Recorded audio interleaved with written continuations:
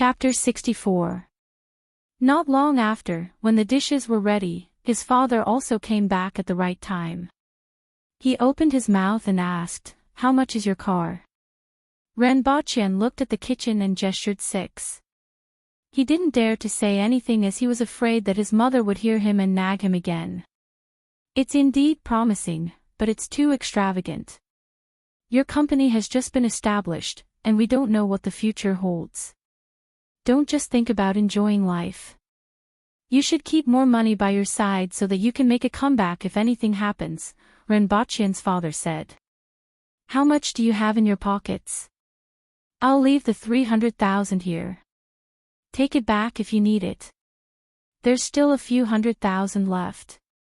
Don't worry, it's enough. There's nothing to spend money on right now. We just have to wait for the subsequent profits. Didn't we agree last time? I'll provide the technology and the others will provide the money." Renbachien laughed. In his heart, he knew that his father was saying these words of wisdom. Indeed, 2 million yuan could not do much. With the remaining money, he could hold on until the pharmaceutical factory was built and the medicine was on the market. However, if something happened to his family, he would be at a loss. It seemed that he still had to find a way to earn more money like what he had thought in the morning. While they were eating, Renbachien's mother asked him with a kind face, "You are quite successful now, but you are already so old. Do you have a girlfriend?" Renbachien was at a loss. "I'm only 24 years old, what do you mean by that?" "Your Aunt Huang has a niece. She's pretty and tall. Do you want to get to know her?" "I think I can find someone better." Renbachien quickly rejected her. He was only 24, and he was running around in 2 different worlds. How was he supposed to find a girlfriend? Disappearing for 8 to 10 days every 3 days. If that was the case, it would be more reliable for him to find a wife there than on Earth. At the thought of this, Renbachien felt even more resentful. Over there, even a woman could beat him up with one hand. Listening to his mother's nagging, Renbachien almost buried his face in his bowl. All he could hear was Auntie Huang's daughter. "So what? You set your sights higher after earning money. How is Auntie Huang's daughter suitable for marriage?" He didn't expect that he would have such a day. And in the foreseeable future, there would be many more days like this. After the meal, Renbachien ran back to the house as if he was fleeing for his life. The next day, Renbachien brought Renwanyan to buy the latest mobile phone, and Renwanyan was beaming with joy. "Remember, when you see a good cabbage, you have to take it first. Don't be like me. When I was in school, I wouldn't allow any contact with girls even if I was beaten to death. After I graduated, I couldn't wait to hug a grandchild." Renbachien pulled Renwanyan's hand with a face full of resentment. Renwanyan rolled his eyes and laughed heartily. "Anyway, even if the sky falls down, there will be someone taller to hold it up. You are the elder brother, and you are not married yet. Why should I be anxious?" Renbachien was speechless. He had become a shield. However, when he thought about how it would be like this every time he returned home, he felt a headache coming on. It seemed like he would have to rent a girlfriend if he didn't want to be nagged. He didn't know if she was reliable or not. After staying at home for 2 days, he drove back early in the morning on the 3rd day. In the afternoon, he went to the supermarket and bought quite a lot of White Rabbit creamy candies. All of this was to bribe librarian Lin Chaola.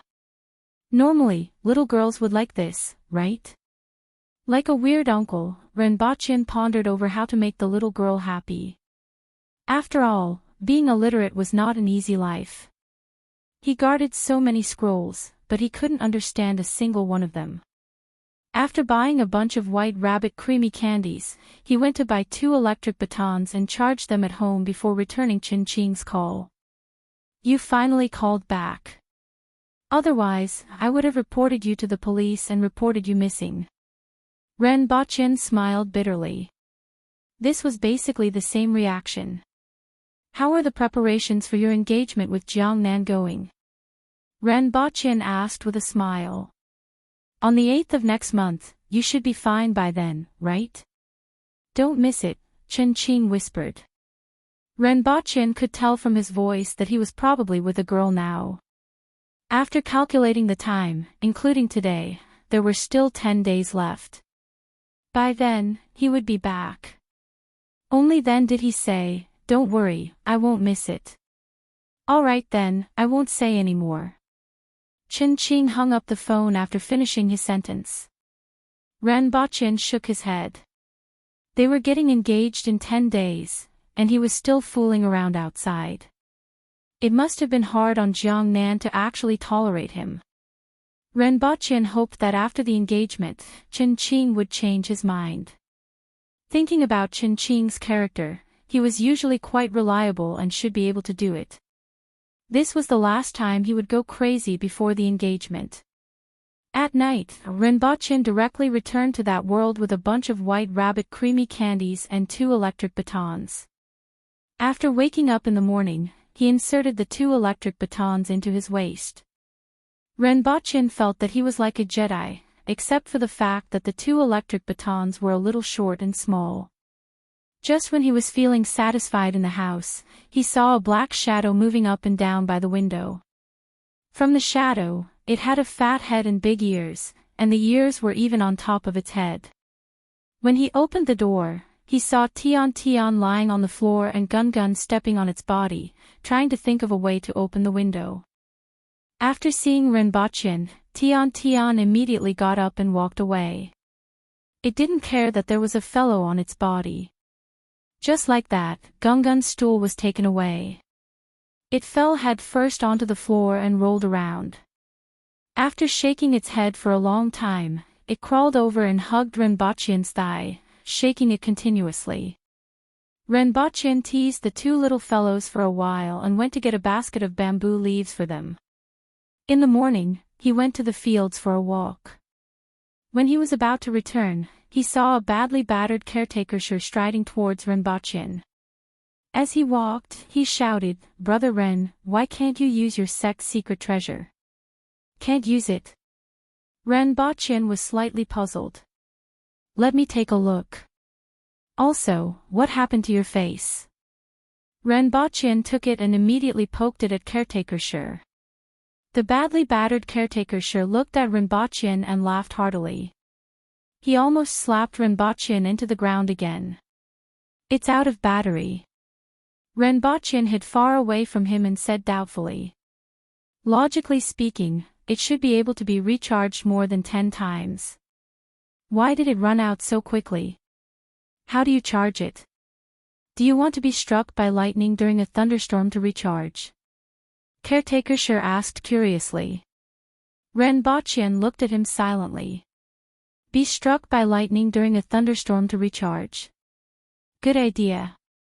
Li Yuanba probably had the same idea. The 2 of them must have a common language. However, the ancient people knew too little about electricity. Their knowledge was also very simple. It was normal for them to think this way. Why did it run out so quickly? Ren Baqin asked. He was curious about what caretaker Shi did with this thing. He thought about caretaker Shi's character. His 2 eyes were like national treasures. His face and the corners of his mouth were swollen with blood clots. Ren Baqin felt that something must have happened. Sure enough, it was as Ren Baqin expected. When caretaker Shi heard Ren Baqin's question, he laughed heartily. With a proud look on his face, he said, "Those fellows still dared to show off to me. I fought against 8 of them." Chapter 65. Ren Baqin quickly took 2 steps back and said, "If someone seeks revenge, don't say that I gave it to you. Don't worry, Brother Ren. If they ask me, I will tell them that this is your sect's secret treasure." Caretaker Shi laughed heartily. Ren Baqin face-bombed. What a pig-like teammate. You took the stun baton to stir up trouble and even sold me out. You can fight against 8 people, but 8 of me can't even defeat one person. Renbochin wanted to cry but no tears came out. Who exactly did you beat up? Shiguo from Lon City's Public Order Bureau, Kai and Shide from the Imperial Guard Camp, Qing and Jin from the Left Army, Meng from the Department of Military Arms, and Feng from the Left Army. These people always say that I am the caretaker of the Beast Park. Let's see who dares to say anything now. Caretaker Shi looked pleased. Renbochin's face darkened as he listened. You can find so many people with different positions to fight with just a stun baton. If I give you a gun, will you still be able to fly? Didn't you just beat up your own family?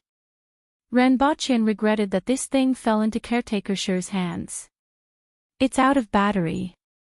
Let's recharge it when we have the chance. Renbochin walked back listlessly. Caretaker Shi was all smiles as he continuously bragged about how he punched the Public Order Bureau and kicked the guards away. If Renbochin did not see Caretaker Shi's bruised and swollen face, he might have believed him. Where is Shi Wanshan? Ask him to come out. Before Renbochin could return, he heard shouts coming from the front. This group of people found me so quickly. How did they find me so quickly? Renbochin's heart skipped a beat. He glared at Caretaker Shi. His meaning was clear: you are the one who caused this trouble. You should settle it. Give me another 2 secret treasures. I can still beat up 8 of them by myself. Caretaker Shi laughed. Renbochin was speechless. He took out a stun baton from his waist and threw it to Caretaker Shi. I only have one. Think of a way to deal with them. Bear your own responsibility. Caretaker Shi laughed mischievously. With a majestic posture, he dashed in the direction of the voice. Shi Wanshan, you bastard, come out. The cursing continued, and he could tell that there were quite a few voices. It was likely that all of them had come looking for him together, or they had come looking for him separately and bumped into him at the door. Renbochin shook his head. This time, they were prepared. Was Caretaker Shi still thinking of fighting against 8 of them? Dream on. If he went, he probably wouldn't be able to return. It was better for him to find a place to hide. Don't let people follow the clues and find me here. After walking 1 round outside, Renbochin estimated that it was almost lunchtime before he went back. As soon as he returned, he saw Caretaker Shi standing there with his head and face covered in dirt. He could not even recognize his face. Brother Ren, they are too shameless. 8 of them are ganging up on me. Caretaker Shi pulled Renbochin's hand and complained. Previously, you said that you could defeat all 8 of them by yourself. Renbochin couldn't help but complain. I fought them one by one. Along the way, I fought against 8 of them. How can it be the same when the 8 of them attacked me together? Caretaker Shi sighed. Forget it, let's find it next time.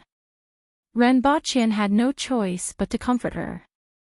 Your sect's secret treasure, no, it's just that one. The other one ran out of battery because of you. Renbochin threw Caretaker Shi aside and ran over to scoop rice. Needless to say, that electric baton must have fallen into someone else's hands. Ignoring Caretaker Shi's bruised and swollen face, the others also turned a blind eye. It was common for men in Dayo to be in such a situation. They even teased him a little. First, I fought against 8 of them. I punched the Public Order Division and kicked Jun. Then, the 8 of them attacked me together.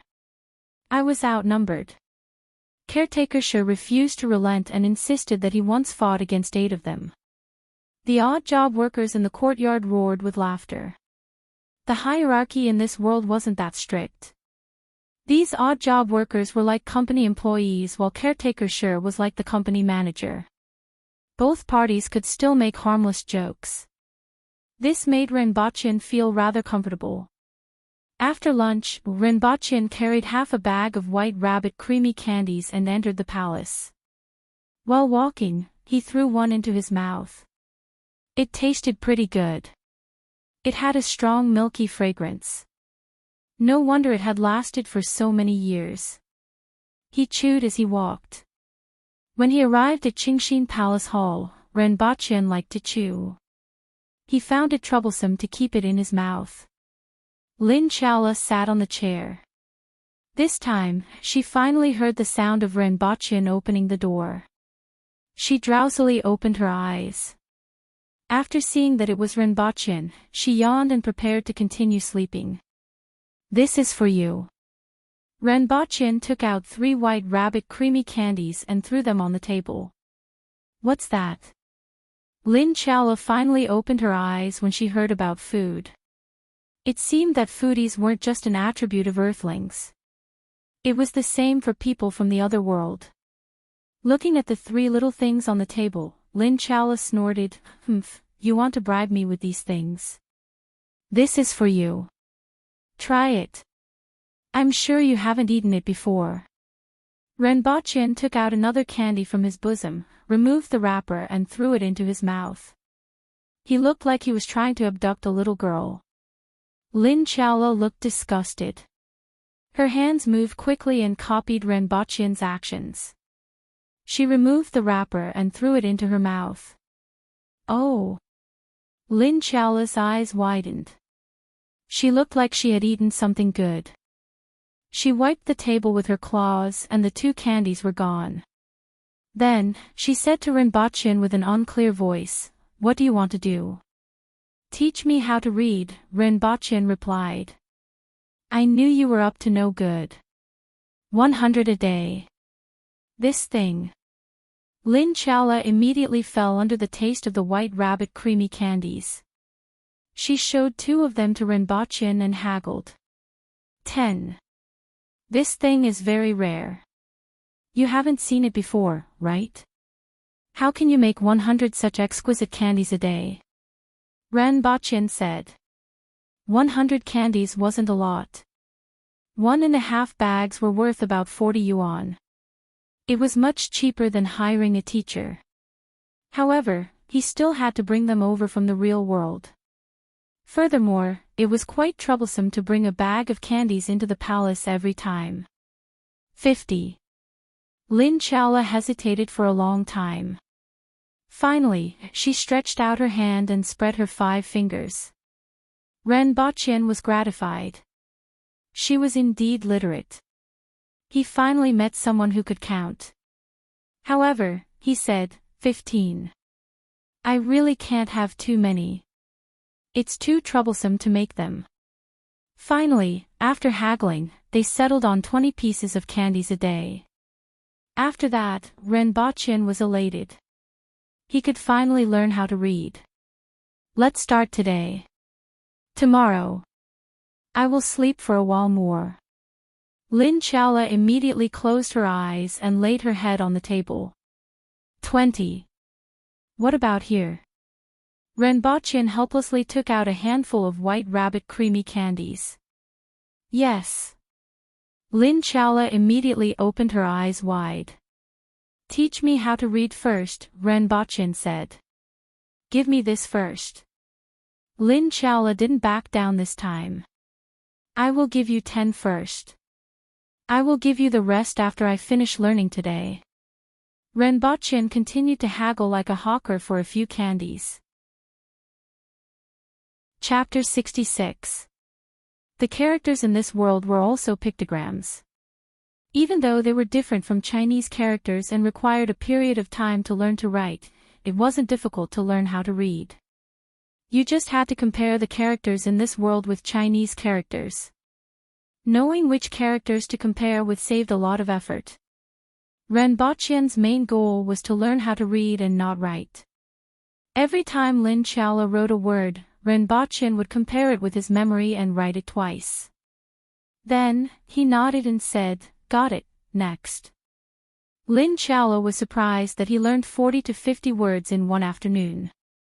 Have you really memorized them? Lin Chaola asked curiously. Renbaqian found all the words that he had just written, pointed at them one by one and said, "This is De, this is Yao, this is Her Majesty, "This is Her Majesty." After saying them one by one, he folded his arms and looked at Lin Chaola's slightly open mouth in surprise. A sense of pride arose spontaneously. At this rate, he would be able to learn most of the words in about 2 months. After all, there were only 3 to 2,000 commonly used Chinese characters. As long as he could learn 3 to 2,000 words, he would be able to say goodbye to being illiterate. At night, he told the Empress a story. The next day, he took a handful of White Rabbit creamy candies to learn from Lin Chaola. He didn't know if it was an illusion, but Renbochin felt that Lin Chaola's eyes were flickering when she looked at him. Could it be that she was shocked by my super fast learning ability? Renbochin was slightly pleased with himself. In any case, he graduated from university. Coming to this world and shocking a woman with his super fast learning ability wasn't something to be proud of. At this point, Renbochin calmed himself down and began to learn diligently. At night, he finally understood what Lin Chaola's flickering eyes meant. The Empress was lying on the couch and elegantly took out a piece of White Rabbit creamy candies from nowhere. At that time, Renbochin's eyes almost popped out. How did this thing fall into the hands of the Empress? Lin Chaola, that silly and adorable-looking fellow, actually sold him out. Although it was just a few pieces of candies, this thing wasn't available in Dayo. Renbochin took out such a rare thing to bribe her but didn't offer it to the Empress. What would the Empress think? Renbochin swallowed a mouthful of saliva as he watched the Empress remove the wrapper and place the milk candy in her mouth. He took 3 large steps forward and raised a handful of milk candy above his head. "I have a gift for your Majesty. These are some milk candies that I have painstakingly obtained. Although they are not very precious, they are exquisitely made and taste sweet. I dare not keep them for myself, so I have specially come to offer them to your Majesty." Qin Yuan covered her mouth and chuckled as she took the handful of sweets away. The Empress looked at Renbochin and said, "At least you know what's going on." "What's this called?" "Milk candies." Renbochin wiped off his sweat. Fortunately, he had brought more today. Sometimes, he would also eat a piece. Otherwise, it wouldn't be easy for him to get through tonight. "From now on, I'll give you 1 dough every month," the Empress said casually. "Yes," Renbochin answered honestly with his head lowered. A bucket weighed more than 6 caddies. 1 bucket per month. Was this person eating candy like rice? In the future, the Empress would toss White Rabbit creamy candy into her mouth before she fought with anyone. This didn't seem right. When he was talking about the investiture of the gods today, Renbochin noticed that the Empress's mouth didn't seem to be idle. Every now and then, she would put a White Rabbit creamy candy into her mouth. Furthermore, looking at her expression, she seemed to be enjoying it. This made Renbochin suddenly realize that this Empress had a special characteristic. She loved to eat sweets. Previously, she loved to eat steamed pork in double scoop and the like. At this moment, Renbochin felt that some of the Empress's gluttonous traits seemed to have awakened. He hoped that in the future, she wouldn't find trouble with him when she had a toothache from eating candy. "You said that you are also proficient in poetry, right?" the Empress suddenly asked when he was about to leave after he finished his story. Without waiting for him to reply, she continued, "I remember now. Bright moonlight in front of the window, 2 pairs of shoes on the ground. Was this what you recited at that time? Damn it." Upon hearing this, Renbochin finally knew why he was almost dragged out and beheaded when he first met her. It's a slip of the tongue, a slip of the tongue. Bright moonlight in front of the bed, suspected to be frost on the ground, 2 pairs of shoes on the ground. Renbochin's forehead was full of sweat again. In a few days, some people will be delivering gifts. When the time comes, you will help to receive them, the Empress said coldly. Yes, Your Majesty. Renbochin was slightly stunned. He didn't expect that he would be given such a task. However, he still hurriedly agreed to it. Following which, the Empress sat on the couch and frowned. Renbachien had no choice but to wait for her. When the time comes, if there is someone, suppress their arrogance. If you do a good job, you will be rewarded. After a while, the Empress's voice continued to be heard. If you lose the face of Deo, you should know the consequences. Renbachien was puzzled. What did she skip at the beginning? If there is someone, suppress their arrogance. However, the latter part of the Empress's words made his heart tighten. He knew that the Empress in front of him was definitely not joking with him. He quickly raised his head and asked, "Your Majesty, may I know who is coming?" "What's the matter?" "You will know when the time comes. I will get someone to inform you and arrange an identity for you." After the Empress finished speaking, she waved her hand and said, "You may leave." After Renbachien left the palace, his mind was still at a loss. What kind of person? Suppress their arrogance. It should be easy to receive them. The most troublesome thing was to suppress the other party's arrogance. From the Empress's tone, it seemed that she didn't like the people who came. Otherwise, she wouldn't have asked him to suppress their arrogance. But who was the other party? What was his identity?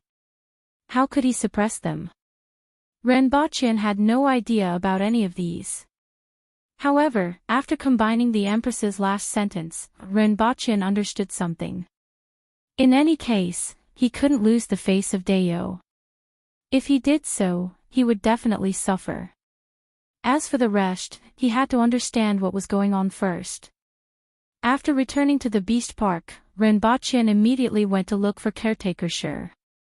What's going to happen during this period of time? Renbachien asked. Caretaker Sher was a little confused. He didn't understand what Renbachien meant. Today, Her Majesty said that someone will be coming to deliver gifts during this period of time. Caretaker Sher pondered for a long time and counted with his fingers. Finally, he came to a realization and patted Renbachien's shoulder. So, it's Her Majesty's birthday celebration. Ah. Every year, many people from Great Xia, the Yun Nation, and the Qin Nation will come to celebrate Her Majesty's birthday. Many of them are the sons of those so-called aristocratic families. However, their physiques are like little chicks. It's not enough for me to strangle them. Renbachien felt that his physique was like that of a little chick. However, why are they coming to celebrate Her Majesty's birthday? Renbachien was puzzled. If the officials from Great Xia, the Yun Nation, and the Qin Nation were here to deliver gifts, it would be understandable. However, what were those so-called aristocratic families doing here? Chapter 67. After hearing Caretaker Sher's explanation, Renbachien immediately understood. Occupation, Empress. Strength, 7th in the world. Wealth, owns an entire nation. Appearance, fair skin, beautiful and alluring. Such a person, no matter where she was placed, would be a proper fair, rich, and beautiful lady among fair, rich, and beautiful ladies. It was very normal for people to have designs on the Empress.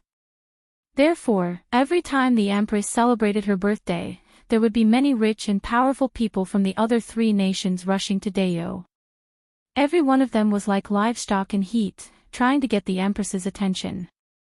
This was the only time they could come into contact with the Empress. Renbachien also understood why the Empress asked him to help with the reception. After all, these people were here to deliver gifts. She couldn't possibly let them stay in an inn by themselves. She had to make some arrangements as the Empress still wanted to save face. However, even though this group of people were here to deliver gifts, some of them definitely annoyed the Empress. She had been wanting to slap them for a long time. For some reason, she didn't say much about this matter, so she skipped a sentence. However, her meaning was clear. No matter what, they couldn't embarrass Deo. This sentence was more particular. How was this considered embarrassing Deo? If the Aboriginals were to do this, they would probably talk about how big their fists were when they were talking about poems and songs. When they were talking about romance, they would compare whose legs were thicker. After all, it was the Empress's birthday celebration. They couldn't possibly be bruised and swollen. Therefore, a talent like him who suddenly appeared in front of the Empress was used as a substitute. She didn't care how good he was. In any case, it was like this every year. No matter how bad he was, he wouldn't be worse than the previous years. Therefore, he simply put himself on the stage. Thinking about the people who might come, he reckoned that they were the elites of the younger generation. Those who weren't confident would definitely not come. The Empress actually asked him to suppress these people? Rinpoche felt that it would be good if he wasn't suppressed by them. If he was not careful, he would become a prop or a stepping stone for them to show off. In an instant, Rinpoche felt unwell. Thinking about the Empress's words, Rinpoche felt that if he really became a stepping stone, the Empress would make him a stepping stone for the rest of his life. Thinking about that, damn it, I will fight it out with them. Rinpoche's face was full of murderous intent. What are we fighting for? Caretaker Sher raised his head blankly. When is Her Majesty's birthday celebration? Rinpoche asked. There's still one more month, probably. Caretaker Sher replied uncertainly. Why did His Majesty mention this to you today? Her Majesty asked me to accompany her and receive her, Rinpoche said with a face full of resentment. Let's welcome them then. Anyway, we just have to arrange a place for them to stay when they arrive, Caretaker Sher said nonchalantly. Her Majesty also said that we can't disgrace Deo. Rinpoche continued to look resentful. Isn't that simple? Beat up anyone who was dissatisfied with you. Beat up anyone who didn't like you. Beat up anyone who didn't like you. Just beat them up until they can't open their mouths. Caretaker Sher laughed heartily. Rinpoche sighed faintly. This was indeed the style of the Aboriginals. Needless to say, he might really have to bring along 2 thugs when the time comes. In this world, Aboriginals weren't the only ones who could fight.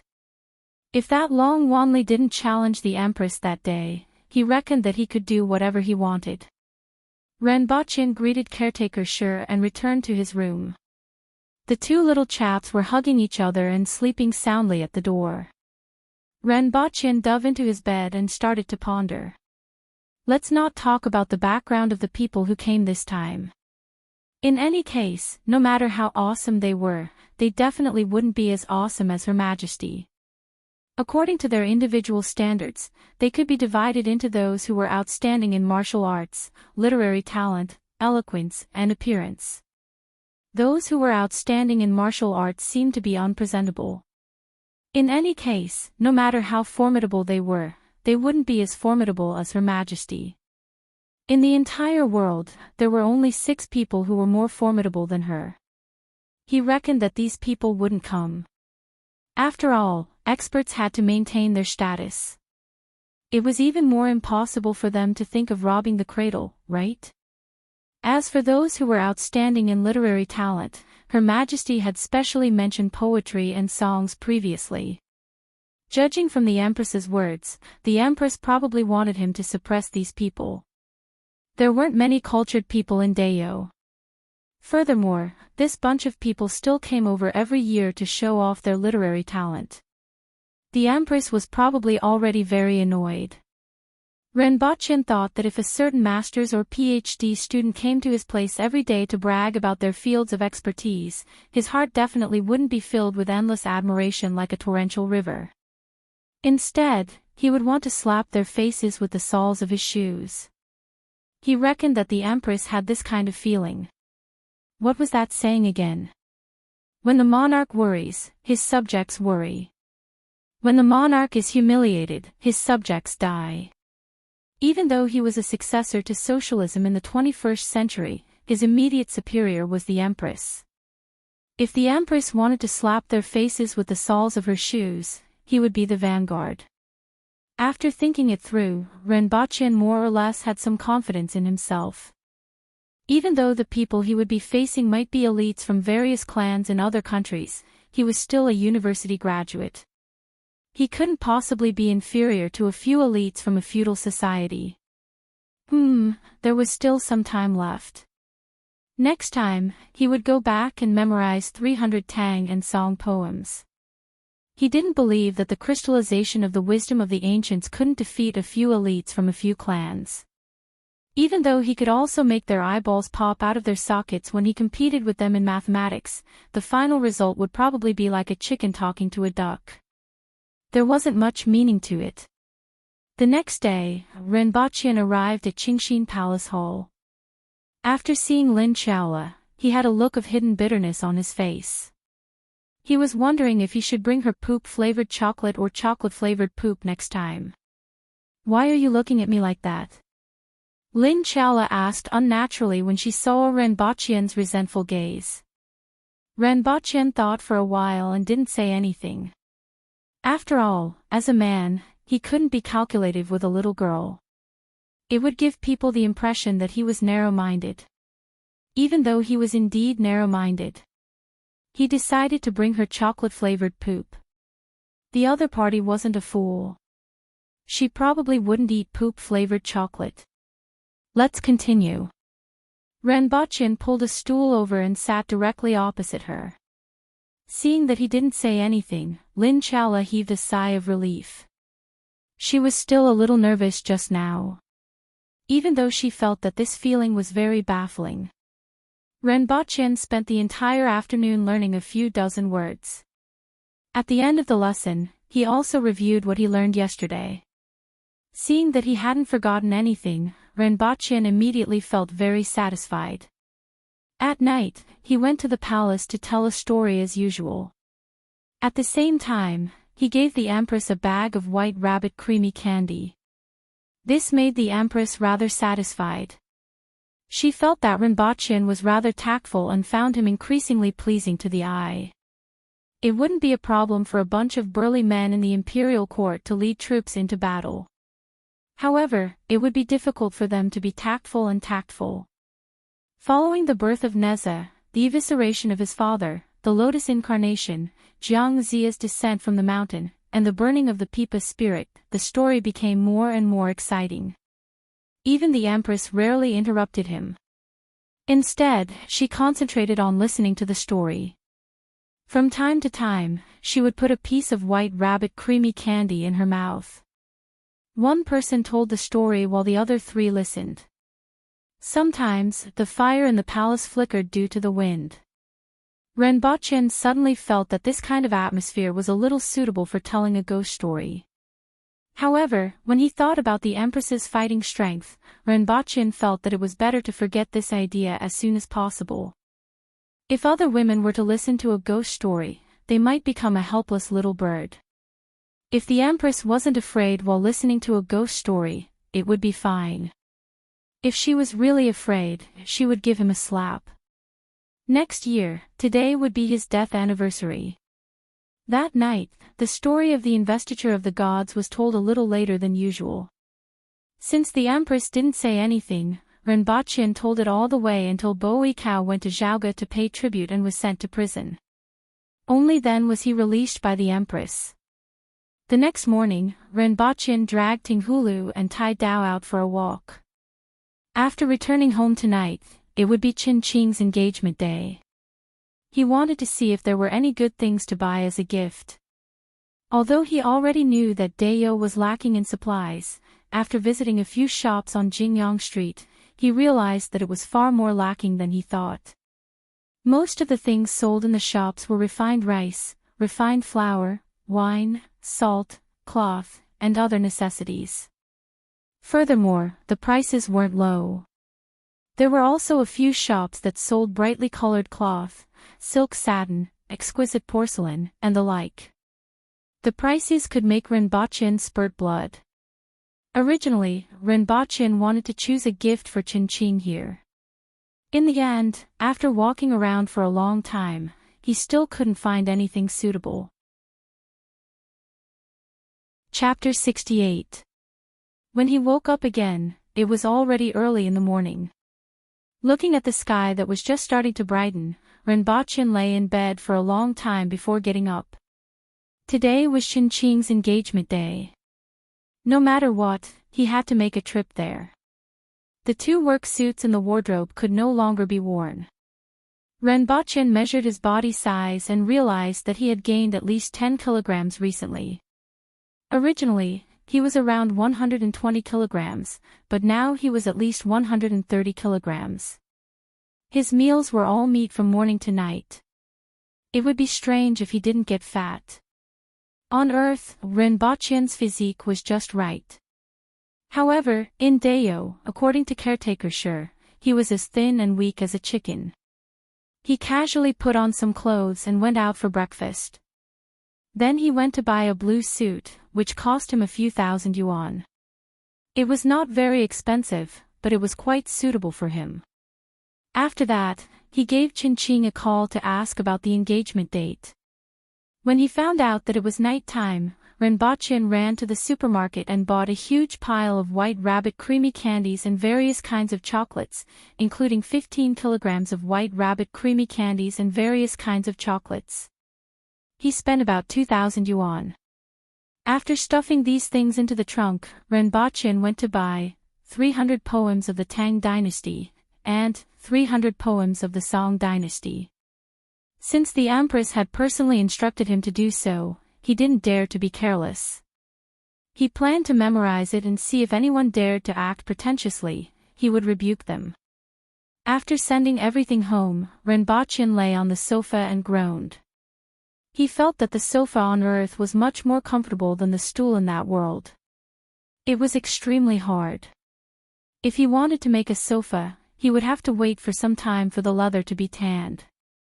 Looking at the time, it would take another 8 to 10 days. At that time, he would send a set to the Empress and then make a long set to put in his room. That way, he would have a place to lie down at night. After lying on the sofa for a while, he got up to charge the electric baton and uploaded the photos to his computer. Then, he registered a new Weibo account called Starting from Zero and uploaded the photos of Tian Tian and Gun Gun. Some were sleeping, some were fooling around, some were throwing a tantrum, and some were hugging his thighs. There were 20 to 30 pictures in a row. After that, he selected a few photos of the Beast Park that he felt were pretty good and uploaded them. Regardless of whether or not anyone paid attention to this Weibo post, it was still a record of his time in the other world. After doing all these, Renbochin took out 300 poems of the Tang dynasty and started to recite it. If he wanted to follow the Empress's instructions and use the soles of his shoes to slap people's faces, he had to first memorize it thoroughly. A month's time was neither long nor short. 3 days in the real world was equivalent to 1 day in the other world. In the other world, he could return 6 or 7 times a month. The time in the 2 worlds added together was about 1.5 months. But time was still tight. He had to work hard to show off and slap faces. Wait a minute, did he remember something wrong? Suddenly, a thought flashed across Renbochin's mind. Something seemed to be amiss. First, the Empress's birthday was in a month's time. Caretaker Sher's estimate was just about right. Secondly, the feudal society was not like the modern society. At that time, transportation was not developed. Ordinary people would not be far from home for their entire lives. A long journey would easily take 10 days to half a month, and they would not even be in the same country. For a big event like the Empress's birthday, they would definitely set off in advance. As such, there was an 80% chance that they would arrive in advance as well. It would be normal for them to arrive 10 days or even half a month earlier. There was not much time left for Renbochin. If there were people who would arrive a month earlier, Renbochin was afraid that he would have to go into battle immediately. This was not just a matter of urgency, it was simply a matter of life and death. At the thought of this, Renbochin immediately jumped up from the sofa. He held onto a book and memorized it by rote for the entire afternoon. He had never worked so hard even when he was in school. This level of hard work could only be compared to the college entrance examination. After half a day, Renbochin felt dizzy and put down the book. After resting for a while, he changed his clothes and headed to the hotel where Chen-Ching and Jiang-Nan were getting engaged. When he reached the entrance, he saw Chen-Ching in a red suit and Jiang-Nan in a red dress. Both of them were standing at the entrance to welcome the guests. Chen-Ching came from a wealthy family. Even though Jiang-Nan's family was not as wealthy, her parents were both professors and could be considered as a scholarly family. Both of them stood there. They were indeed a talented couple. Yes, as mentioned previously, Jiang-Nan was not considered beautiful, but she had an exceptionally attractive intellectual and tranquil charm. Upon seeing Renbochin, Chen-Ching laughed heartily and came over to give him a hug. The present is me. You have everything that I have and everything that I don't. Renbochin spread his hands and said. He really did not think of anything to give to Chen-Ching. You are very secretive now. It's good that you are here. Chen-Ching smiled and patted his shoulder. Renbochin grimaced in pain. Chen-Ching did not use much strength, but his shoulder had been patted by caretaker Shi a few times and was already bruised. Congratulations, Jiang-Nan. Renbochin greeted Jiang-Nan again. I finally get to see the two of you. Jiang-Nan's face was filled with happiness. She pursed her lips and smiled, thank you. However, I have not seen you for a while. I have been very busy recently, you know that. Renbochin spread his hands and joked. Busy eating. You have gained so much weight.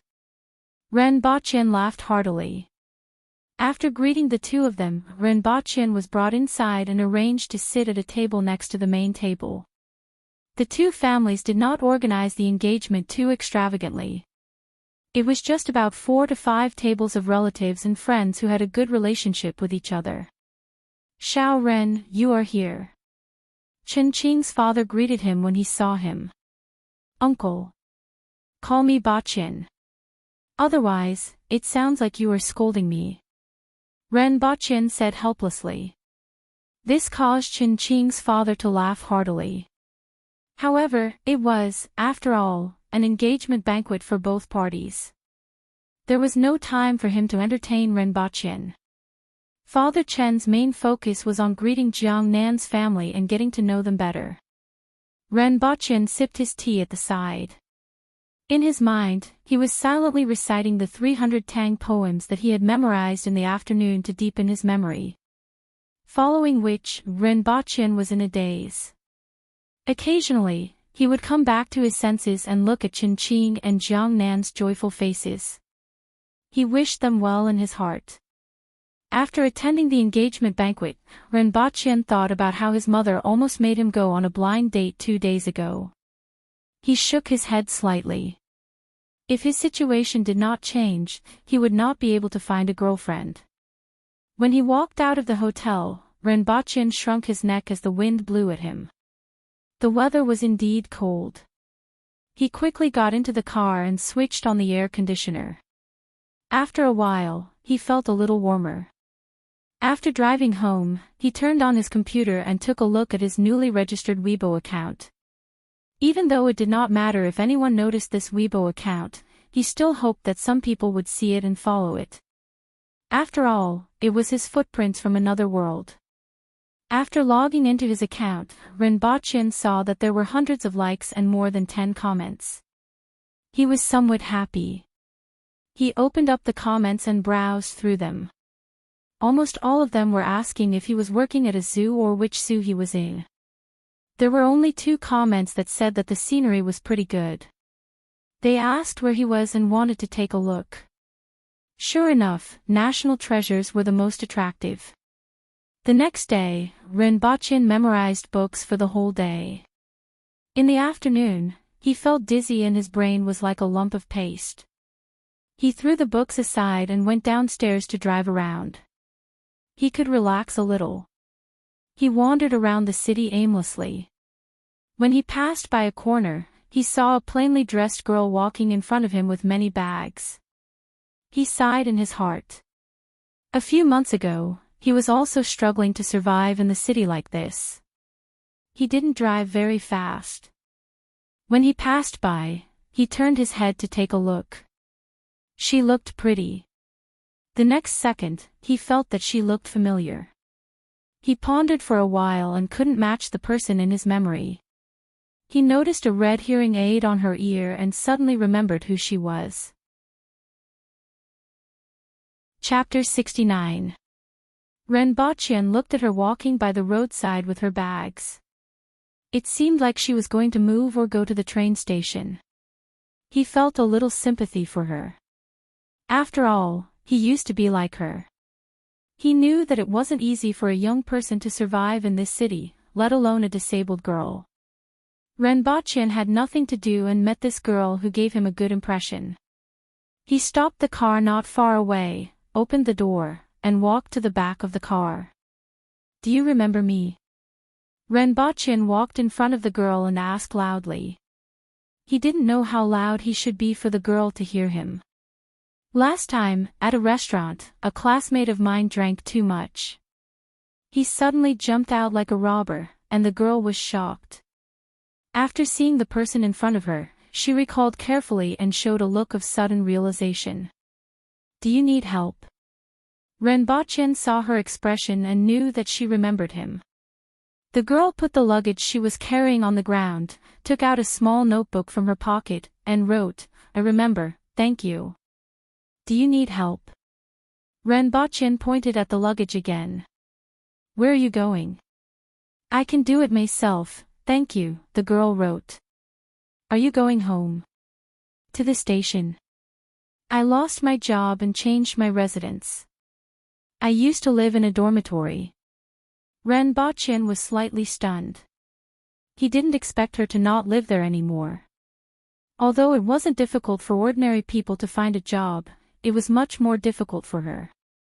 After all, not all bosses would accept a disabled person in their shop. But thinking about it, she should have some support groups for the disabled, such as WeChat groups, to help her find a job. "Where do you live? Let me send you there. Consider it an apology for my classmates' rudeness. Anyway, I have nothing to do and am wandering around." Renbachien was telling the truth. He really had nothing to do now. During the day, he had memorized Tang poems. Now, he was wandering around aimlessly. He was completely out to relax. The girl showed a distressed expression. It was indeed difficult for her to carry these things. Although the place she wanted to go wasn't far, it wasn't near either. "It's hard to get a taxi in this area." Seeing her expression, Renbachien picked up one of her luggage and said, "Don't worry, I don't have any bad intentions. I just want to apologize for what happened last time. Since I have nothing to do, I will help you if I can. Looking at the things you're carrying, it shouldn't be too far. It won't take me much effort." Seeing this, the girl finally nodded. After getting into the car, she flipped open a "thank you" message and showed it to him. Renbachien waved his hand. "Which way?" The girl wrote down an address. Renbachien took a look at it and entered it into the navigation system. It wasn't too far away. If he were to walk, it would be about 1 kilometer. However, it would indeed be somewhat troublesome to carry these things. "Have you found a new job?" Renbachien asked. "We will find it soon," the girl wrote. From her words, Renbachien could feel her drive. "I'm sorry, what's your name?" Renbachien asked apologetically. The waiter did call his name before, but he had forgotten about it. "Anfi." "Very nice," Renbachien casually praised. Anfi went back to the thank you card. She seemed to have written some common phrases on a piece of paper. Each piece of paper was a word, and when needed, she could just use it. The place that Anfi went to was a relatively old neighborhood. The rubbish bin in the courtyard seemed to have been left uncleaned for 2 days. After sending her downstairs, Anfi wrote on a piece of paper, "Thank you. When I find a new job, I will treat you to a meal. Can you give me your phone number?" Renbochin smiled and wrote his phone number on the paper. Then, he watched her walk into the corridor. He sat in the car and stared blankly for a while. He felt that he had changed a lot recently. If it was in the past, he definitely wouldn't have done such a thing. Otherwise, he wouldn't have been immersed in his own world after attending school for so many years. He didn't even have a single friend. After coming out for a stroll, he was more or less relaxed. He found a place to have a meal and went back to memorize. When he opened his eyes and saw the familiar wooden beam, Renbochin shook his head and sat up. He was still holding the book, 300 Poems of the Tang Dynasty. Even though he had slept, his brain was still a little numb. He felt that if he continued to memorize, he would become a fool. It was better to go out and play with Gun Gun and Tian Tian. Beside him was a bag filled with White Rabbit creamy candies, chocolate, and stun batons. After stuffing 2 stun batons into his waist, Renbochin felt that he had regained the vigor of a Jedi. From today onwards, I will continue to work hard to slap people with the soles of my shoes in the morning, learn to read in the afternoon, and tell stories to His Majesty at night. After thinking about the things that he had to do every day, Renbochin pushed open the door and picked up 2 pandas who were sleeping soundly. He swung his sword around like a storm before he finally put down the 2 fellows whose eyes were emitting stars. Once Tian Tian and Gun Gun landed on the ground, they stumbled and wanted to find Renbochin to take revenge. In the end, one of them stumbled and knocked into the door frame, while the other stumbled and fell from the stone floor. They rolled and rolled on the ground. Renbochin quickly raised his camera and took a photo of their silly and adorable behavior. When he was eating breakfast, Renbochin suddenly remembered that the fans should be ready. He went out with Tinghulu and Tai Dao. When he came back, the 2 of them each carried 10 fans. He threw them to Tong Jia and asked him to make the outer box the same way as the previous time. As for the color, there was no need for it. It was not as troublesome as the previous time. Anyway, there was no competition for this thing. He could sell it however he wanted as long as it was useful. If the things he sold were more exquisite than the ones he gave to the Empress, then he would be asking for trouble. "Brother, I've brought back your sect's secret treasure." Just as Renbochin was in a daze, he heard Caretaker Shi's voice. He turned around and saw Caretaker Shi, whose face had yet to recover, tossing an electric baton up and down in his hand. He had a complacent look on his face. Renbochin didn't even need to think to know that this thing was definitely out of battery again. Otherwise, with Caretaker Shi's martial prowess, he would definitely not be able to retrieve it. Renbochin reached out and took the electric baton. He was afraid that Renbochin would mention the electric baton again, so he diverted his attention and asked, "How's the shop on Jingyang Road? I put up the sign yesterday, but I couldn't find you. Our shaved ice shop's reputation has spread out recently. We didn't do it outside like we did in the beginning. Many people came in after we put up the sign." As expected, Caretaker Shi was in high spirits when he mentioned this. Then, he grinned and stretched out his 5 fingers happily. "Just like you said, I tripled the price for foreigners. 15 copper coins a bowl. They had plenty of money anyway. Hey, look at their faces. I haven't felt so carefree in a long time." Chapter 70. In the afternoon, Renbochin was learning calligraphy from Lin Chaola in Qingxin Palace Hall when he heard footsteps approaching. It sounded like there were quite a few people. He got up and walked to the entrance of the palace hall. The Empress, who was dressed in red, brought 2 palace maids and an imperial guard named Exanjia. "Greetings, Your Majesty." Renbochin quickly bowed. Upon hearing his voice, Lin Chaola immediately scuttled out from behind the table, bounced to the Empress's side, and greeted, "Your Majesty." "Yes. The Empress's expression became much gentler when she saw Lin Chaola.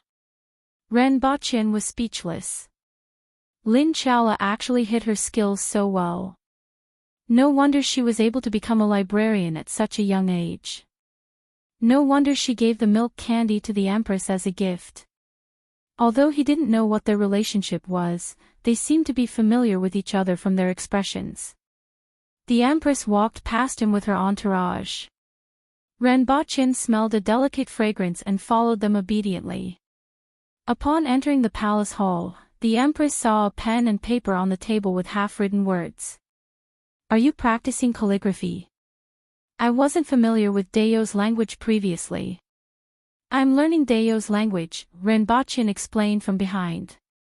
The Empress nodded her head. As the storyteller of Qingxin Palace Hall, you naturally need to be literate. If those fellows in the imperial court could do the same, it would save her a lot of trouble. "How's your learning?" The Empress picked up the piece of paper with Ren Baqin's scrawled handwriting and looked at it. Ren Baqin's handwriting made her reminisce. When she was 3 years old, her handwriting should be like this too. It should be better than this.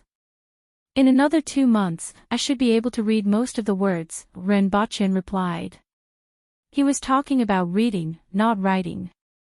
Even though he had to write every word a few times, it was to deepen his memory. He would forget most of it in no time. Writing still had to be practiced slowly in the future. The Empress nodded her head and didn't say anything else. She continued to lead the entourage in. Ren Baqin carefully followed behind and went straight to the second floor. After being here for so many days, this was the first time he went up to the second floor. What surprised him the most was that there was actually an old lady with white hair and a beard in an official's robe guarding the second floor. He had never seen her come down during these few days. He also didn't hear any sound from upstairs and thought that there was no one here. "Greetings, Your Majesty. What books are you looking for?" The old woman stood up and smiled at the Empress. "Supervisor Lin, how's your health recently?" the Empress asked. "I'm fine. It's been a long time since I've had my old illness."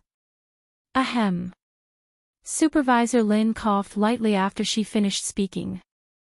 Ren Baqin looked at him with disdain and said, "You're still pretending, keep pretending. I've been here for so long, yet you haven't moved at all like a ghost. You're already coughing the moment the Empress comes." But his surname is Lin. Could Lin Chaola be her daughter or granddaughter? One is a librarian, and the other is a librarian. Are they preparing for their daughter to inherit the family inheritance? Ren Baqin glanced at Lin Chaola. On the other side, the Empress said warmly, "Supervisor Lin, you still have to take care of your health.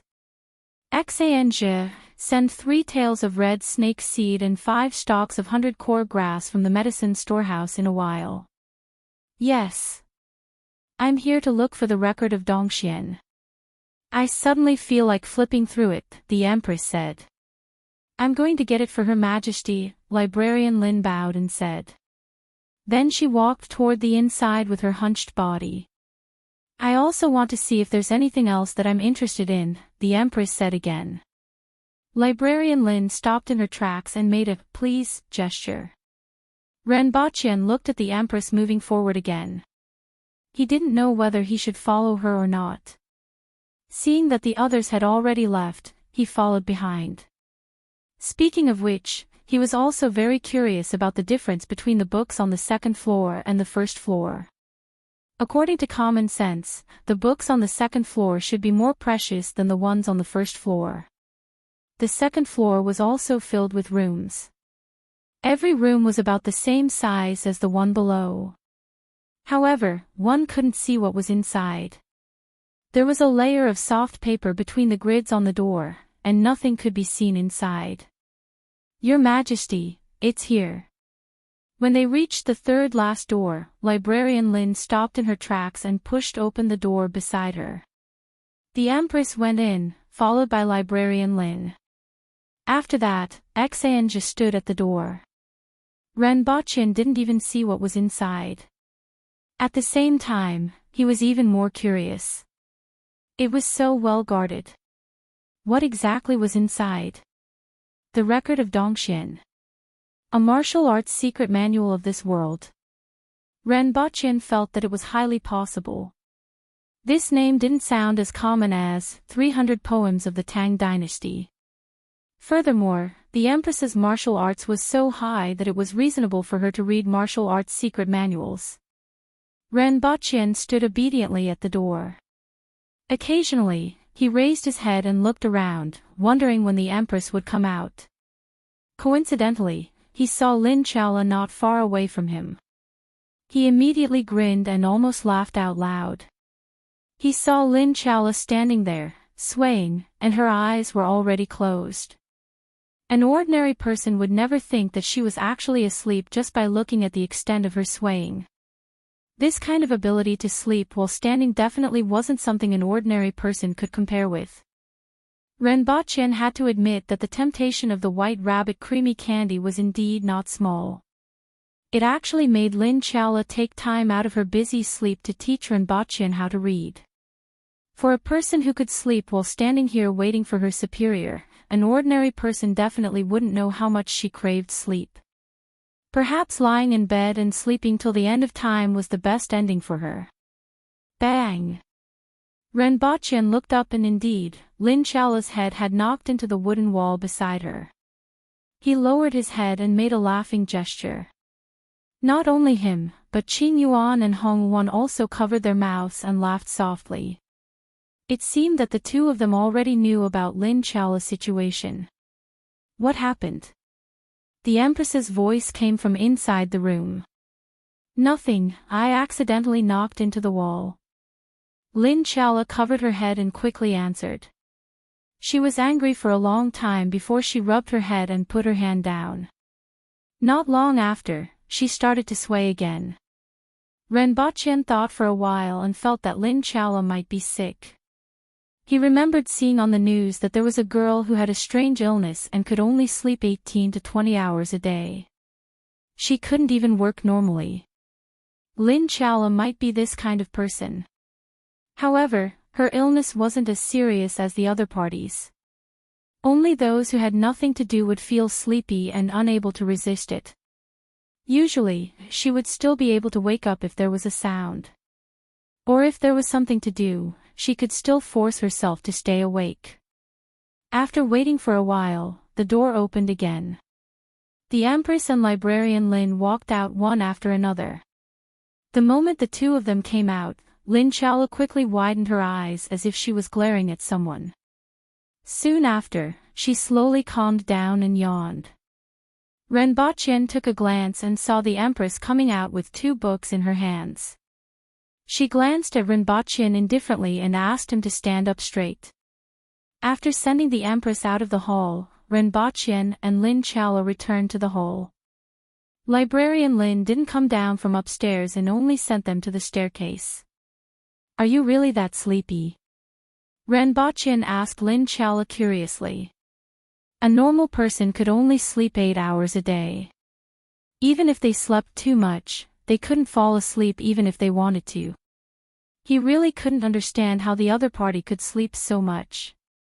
I'm all right, Lin Chaola said listlessly as she lay on the table.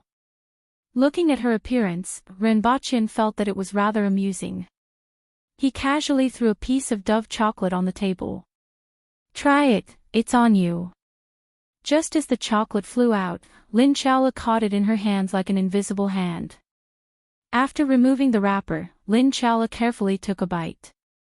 Then, like a hamster, she ate it in 2 or 3 bites and looked at Ren Baqian with sparkling eyes. Ren Baqian had a kind smile on his face.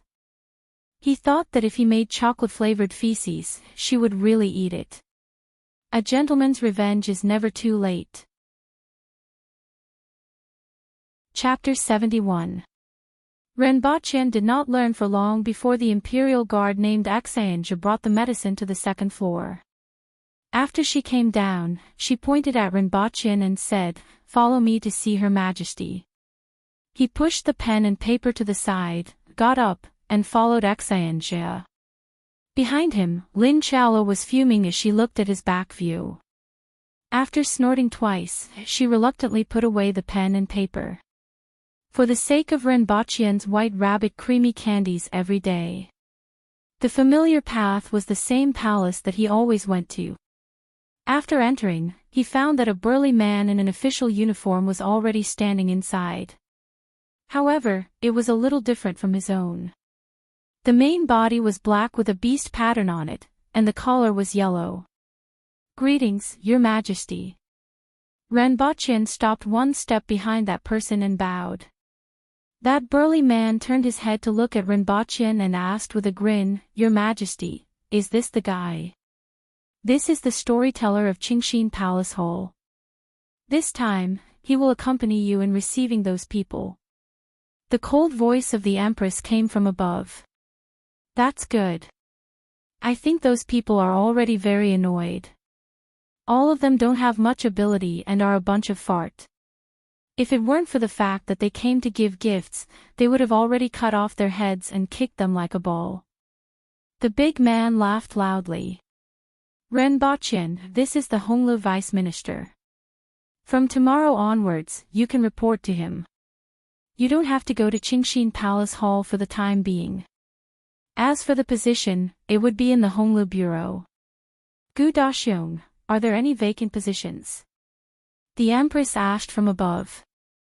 It had to be said that Gu Daxiong really lived up to his name.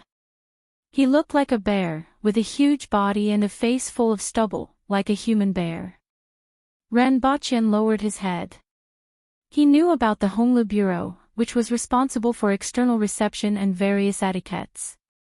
It was equivalent to a foreign affairs department. Since he was responsible for the reception of those people, it was perfectly justifiable for him to have his name in this department. Honglu junior official Gu Daxiong pondered for a moment before suggesting, "Why not we take up the position of Honglu deputy? I remember that seat isn't empty, right?" The Empress asked. "I'll go back and give him a vacation. Anyway, he wants to quit long ago." Gu Daxiong grinned. Renbaqian was speechless as he listened from the side. There was actually such an operation. What an eye-opener. He's called Qiji. I remember that he broke the legs of 4 people from the Yun nation last year, and one of them even complained to me. So be it. The Empress's voice was heard, and both of them bowed in agreement. "How about this, if there's nothing else, you can leave." After the Empress finished speaking lazily, Qing Yuan, who was at the side, served a plate of grapes. The Empress plucked one and placed it in her mouth. "This subject shall take his leave." After Gu Daxiong finished speaking, he retreated. Before he left, he grinned at Renbaqian, revealing a mouthful of snow-white teeth that glistened under the illumination of the lights in the hall. "Come forward and continue your story." The Empress reclined on the couch. Her eyes were painted red, and her lips were as red as blood. When she plucked a grape and placed it in her mouth, her actions were extremely moving and made one's heart tremble. Renbaqian hurriedly lowered his head after taking a glance. He was so close to sticking his head into the ground. "Oh. Storyteller Ren, raise your head and look straight at me. Why are you lowering your head?" The Empress chuckled, looking languid and unrestrained. Renbaqian raised his head to take a glance and almost lowered his head again. Normally, the Empress was still fine. Even though she was beautiful, she was too cold and could only be observed from afar. However, today, she was lying on the couch, wearing a red muslin, looking languid and charming. Her posture as she gently placed the grape in her mouth made him feel like he was being teased. He coughed awkwardly and said, "Your Majesty's beauty is unparalleled in the world, like the bright sun in the sky. I feel ashamed of my inferiority and find it hard to look straight at you." "Unparalleled in the world?" the Empress asked. "Yes, no one in the world can compare to you." Renbaqian lowered his head and replied. The celebrities on Earth were seen on TV every day. In terms of appearance, they were similar, but their identities were different. This was the monarch of a nation. That kind of excitement made Renbachian's heart jump up and down. If he were to jump any further, his heart would jump out. You really know how to talk, the Empress said with a smile. Tell me about investiture of the gods. The story of your nation is indeed interesting. Yes. Renbachian hurriedly responded. He opened his mouth for a long time and finally calmed himself down before he began to narrate the story. He only stopped when he reached the part where Bai Gan dug out his heart. According to usual practice, he should have stopped at this time. The lamp oil in the hall had been refilled several times. Tell me another part. I don't feel comfortable if I stop here, the Empress suddenly said. Renbachian didn't expect the Empress to speak at this time. Today, the Empress was much more human than usual and less cold. He hurriedly nodded his head in response. Fortunately, he had completed Investiture of the Gods. If he were to read those web novels where chapters were missing, he would probably be in trouble. He narrated until Grand Tutor One went to the East Sea to quell the chaos. Finally, he said, if you want to know the outcome, listen to the next chapter. After finishing the story in one breath, he felt refreshed and could finally get off work. Then, he wanted to give himself a slap. Did he really think of himself as a storyteller? What he was doing was just a matter of missing chapters. Sure enough, these were all passed down from generation to generation. Those web novels were just copying the wisdom of the ancient people. He looked up at the Empress and saw her squinting at him.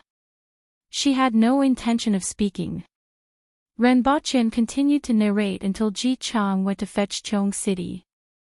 The Empress then stood up and said, "It's late, you can go now.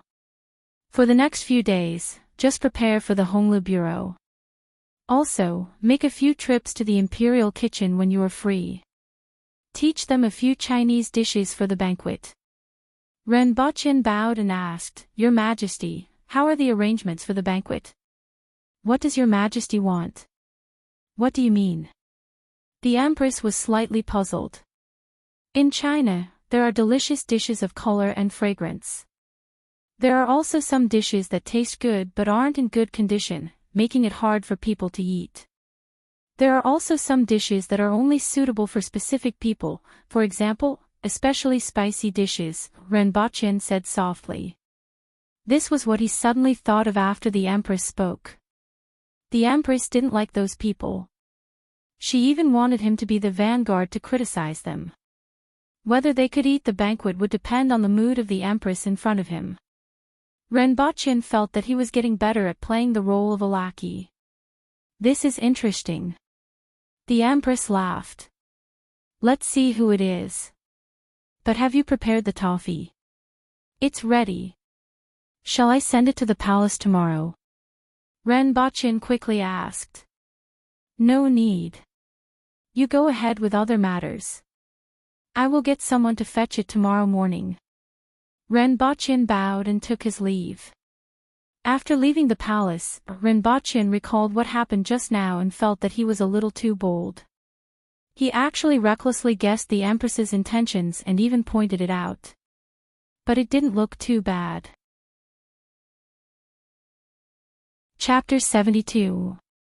Early the next morning, Renbachian was awakened by a knock on his door. When he opened the door, he saw a delicate face. It was actually Qing Yuan. She was standing outside the door with 2 guards nearby. His toes were still teasing Tian Tian and Gun Gun, who were rolling around on the side. Greetings, Miss Qing Yuan. Renbachian cupped his hands in greeting. He didn't know what to call it either. After all, the people in the imperial palace in ancient China were all eunuchs, so it was easier to address them. But those movies and television dramas didn't mention how to address the palace maids. He reckoned that Qing Yuan and Hong Yuan were definitely of a higher grade than him. He thought for a moment and decided to just call her Mississippi. In any case, even if it was wrong, the other party wouldn't be able to find anything wrong with it. Qing Yuan stood up and smiled. When she saw Renbochin, she wasn't unfamiliar with him. After all, she saw him every day. Furthermore, as the Empress's person, she was clear about some of the Empress's thoughts. She knew that Renbochin might be put in an important position in the future. After all, he knew a lot of things and could speak well. He was a talent. Storyteller Ren, where's the thing for Her Majesty? Qing Yuan laughed. Renbochin hurriedly returned to the house, took out the bag, and handed it to Qing Yuan. At the same time, he stuffed a small bag that weighed about half a kilo into her hands. Here they are. Other than milk candies, there are other things. They were specially prepared for Your Majesty. As for this, it's for Qing Yuan and Hong Luan, Renbochin said. He had just packed the bag when he went back, and there were still some bags left in the house after going back and forth a few times. With Qing Yuan and Hong Luan's status, they probably didn't lack money. Maids and female officials weren't as eager to make money as eunuchs, especially with their status. I might as well put half a caddy of White Rabbit creamy candies in it. This thing can be used as a stepping stone in the palace. Currently, it has been successful. Qing Yuan's eyes curved. No wonder His Majesty thinks so highly of him. He is indeed an exquisite person. Thank you for your praise. I don't deserve it. Renbochin cupped his hands in obeisance. In that case, I shall not disturb you any further. Her Majesty is still waiting in the palace. Qing Yuan waved a small bag at Renbochin before turning around and leaving. Not long after, he handed the bag for His Majesty to the Imperial Guard and held the small bag behind his back. Looking up at the sky, he estimated that it was about 7 o'clock. Renbochin suddenly felt that he should get the watch back. At least he could look at the time. If this thing was sold, it should be able to fetch a high price, but the source of the goods was hard to say. Even though the Empress knew some things about him, he couldn't let others suspect him anymore. After all, she was the ruler of a nation and the 7th most powerful expert in the world. Her magnanimity was far beyond that of an ordinary person. Other people might not be as broad-minded as the Empress. If someone wanted to know his secret, he would be in trouble. It was better to get the mechanical blueprint of the clock and find someone to make it. More sophisticated processing equipment was not difficult to obtain. At most, he would wear one watch and give one to the Empress. He went to the kitchen and took a look around. When he saw that there was vegetable soup, he scooped a bowl of it and ate it together with some other grains. After that, he changed his clothes and brought Tinghulu and Tai Dao to the Honglu Bureau. The Honglu Bureau was located in the Pearl Curtain district, not far from the Beihong district. Along the way, they did not encounter any fights. However, when they arrived at the Pearl Curtain district, they met a few people from the Public Order Bureau who were pushing a few badly battered people. It seemed like they were going to be whipped for fighting. One of the burly men from the Public Order Bureau was slightly stunned when he saw Renbochin. Following which, he sized him up carefully, called out to the others and walked towards Renbochin. Renbochin? Renbochin smiled bitterly and nodded his head. Needless to say, he was definitely one of the 8 people who were beaten up by caretaker Shi. Did you give the thing to that bastard Shi Wanshan? That burly man's face immediately became unfriendly. I was robbed, I'm innocent. Renbochin said helplessly. Can you use the secret treasure of your sect? Lend it to me. Otherwise, let's draw a circle, that burly man shouted. Renbochin felt Tinghulu and Tai Dao behind him take a step forward. He was satisfied. It was worth it to have these 2 underlings. In any case, it was enough for them to stand up for him when he was in trouble. He waved his hand behind him. Now that I'm the Honglu deputy, I can choose not to accept your challenge. Renbochin smiled casually. According to his understanding, the Honglu deputy should have a higher position than this burly man. He could choose not to accept the challenge just because his position was higher. It was fine if he was bullied by the Empress, but caretaker Shi was on good terms with him. Renbochin couldn't bully everyone. There's such a thing. That bastard Shi Wanshan didn't mention it before. Aren't you from the Beast Park? That burly man scratched his head in confusion. Renbochin cupped his hands and said, I'm about to report to the Honglu deputy. You are the first outsider to take up an official position in Dayo. Forget it, your position is higher than mine. That burly man looked at Renbochin and grinned. He didn't seem to mind at all, waved his hand at him and left. Renbochin looked at his back and shook his head slightly. This person wasn't bad. He was similar to the aboriginal men that Renbochin had met before, but a little vulgar. However, from his attitude, Renbochin could tell that if he didn't have an official position in Dayo, it would be difficult for him to do anything. The aboriginals weren't polite to outsiders. He shouldn't even think about being a wealthy man. Unless he went to another country, but it wouldn't necessarily be a good outcome. Therefore, it was better to cozy up to the Empress in the future. Based on his experience in the Beast Park and the palace, the Dayo people weren't averse to becoming one of their own after holding a position or official position. Regardless of whether it was caretaker Shi or a few other caretakers, or even the odd job workers and their family members, they were all the same. It was the same for some of the people he met in the palace. Let's go.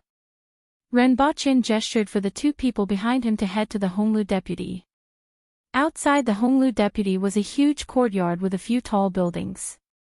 From the main gate, one could see that there was a passageway leading to the back of the building. The two burly men at the entrance were dressed differently from the palace guards and the people from the Public Order Bureau that Renbochin had seen just now. It was a sleeveless shirt, revealing two thick, muscular arms. In addition, the two of them had ferocious faces and murderous eyes, which made it impossible for strangers to approach them. If one didn't know better, they would have thought that they were in prison. In a normal diplomatic department, wouldn't they find a few good-natured people who were easy to deal with? However, Dayo had specially placed two fiendish-looking men to guard the entrance. They couldn't wait to keep everyone out. They were simply a weirdo in the diplomatic department. This is the Honglu deputy. What's the matter? One of them stopped Renbochin and said fiercely. Look for Gu Shaoqing. Tell him that Renbochin is here to report, Renbochin said. Report. That person sized up Renbochin suspiciously. Wait a minute. The other person turned and entered the courtyard. Renbochin felt that he should have worn his official robes. Originally, he thought that there was no need to wear the official robes of the palace since he was here to report to the Honglu deputy. He didn't expect that there would be trouble everywhere. Previously, he didn't feel it when he was walking in the city. Today, he really felt it. Not long after, that person came out and said, Go in, Sir Gu is waiting for you. Chapter 73. As soon as he entered the courtyard, he was greeted by a burly man with bell-like eyes and short stubble. He grabbed Renbochin's shoulder and asked, Are you Renbochin? Renbochin nodded. I will depend on you in the future. The burly man grabbed Renbochin's shoulders and shook him back and forth. For some reason, Renbochin felt that these words were like a dying wish.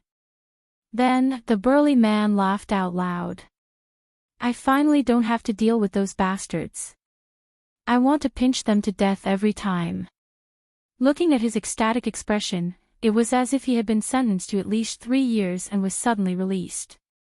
Renbochin looked at him with bright eyes.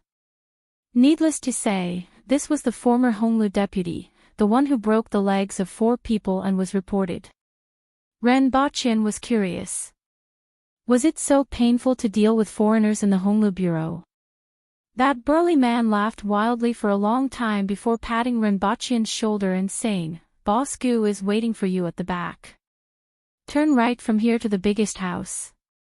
Then, he threw his head back and laughed out loud. Renbochin followed the direction he pointed and passed through the first row of buildings. There was a row of slightly shorter buildings at the back, and the door of the largest building on the right was open. Sir Gu. Renbochin got the two of them to stay where they were and shouted as he walked to the door. Gu Daxiong was sitting behind a desk. The desk was empty except for two big feet. It was different from an ordinary office. There was nothing on the desk. Come in. Gu Daxiong raised his head and waved at Renbochin. Did you see Qi Ji? You should have met him before. Renbochin felt that they were talking about the burly man from just now. Yes, he ran away. From now on, you will be in charge until the group of people leave after His Majesty's birthday celebration. All I ask is that they don't bother me, and you can do whatever you want. If you don't like him, just beat him up. Just don't kill him. Gu Daxiong casually threw a token on the table. Renbochin was speechless as he took the token. Go find Gu Shou and get a set of official robes to alter first. If you see that there's nothing to do in the courtyard, take away the servants and use them. Just one thing, don't let them bother me, Gu Daxiong grinned and reiterated. Renbochin could only nod. It seemed like he was really throwing everything to him this time.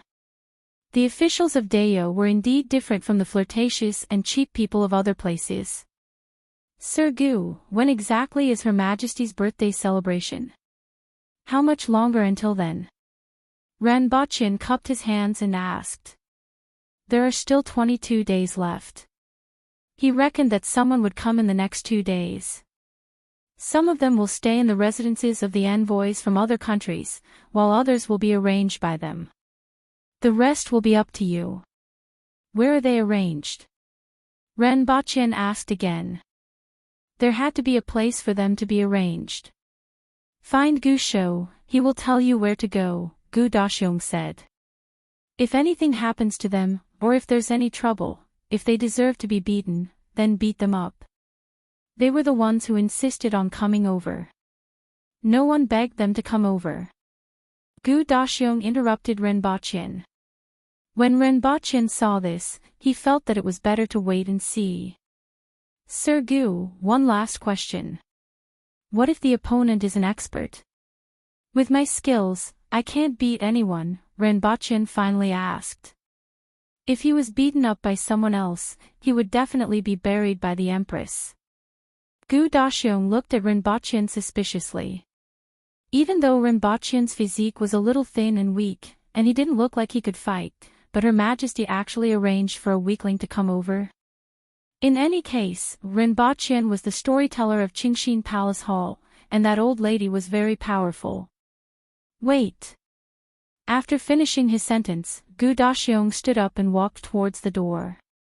When he passed by Renbochin, he swung his arm and almost flipped Renbochin over. Why don't you have any strength at all? Gu Daxiong turned his head and looked at Renbochin doubtfully. Renbochin was pushed back a few steps. Looking at Gu Daxiong's innocent and doubtful face, he could only sigh. Gu Daxiong walked to the door and shouted, Xiong Pai, get your ass over here. This shout was really earth-shattering, and the Honglu Bureau was immediately thrown into chaos. Boss, he's here, he's here. A loud voice came from afar. When the person appeared at the door, Renbochin immediately felt as if a wall had suddenly appeared in front of the door. Even half of the light outside the door was blocked, and the room became dark in an instant. The person who appeared at the door was a burly man who was more than 2 meters tall. He was bald, bare-chested, and wore a pair of cloth pants. His entire body was bulging with muscles, and there were many scratches on his body that looked like those left by wild beasts. Gu Daxiong's physique was like that of a bear, but the person outside was taller and stronger than him. Xiong Pai were the largest of their kind, and the person at the door really lived up to his name. Compared to him, Caretaker Shi was not much stronger than a chicken. Xiong Pai, this is the newly appointed deputy. You will follow him for the next few days, and beat up whoever he tells you to beat up. Oh, greetings, deputy. Su Dali cupped his hands towards Renbochin. His voice was a little muffled, and he seemed a little silly. Renbochin walked to Gu Daxiong's side and compared the difference in their physiques. Gu Daxiong's arms were almost as thick as his waist. Just by standing there, he was like King Kong, giving people a huge sense of oppression. Especially when looking at the scars on his body from such a close distance, Renbochin felt that his entire body was emitting a fierce aura. If a hatchet man was to be graded based on his appearance, Renbochin felt that he could be given a score of 9. He gave off 1 mark because he was afraid that Xiong Pai would become arrogant. As long as his strength is not at the heaven rank, no one can defeat him. Gu Daxiong hammered his chest twice, producing a thumping sound. Xiong Pai revealed a simple and honest smile, and there were still shreds of meat in the gaps between his teeth. Was heaven rank the division of strength in this world? Renbochin did not know whether it was heaven rank, man rank, heaven rank, heaven rank, heaven rank, or upwards ho.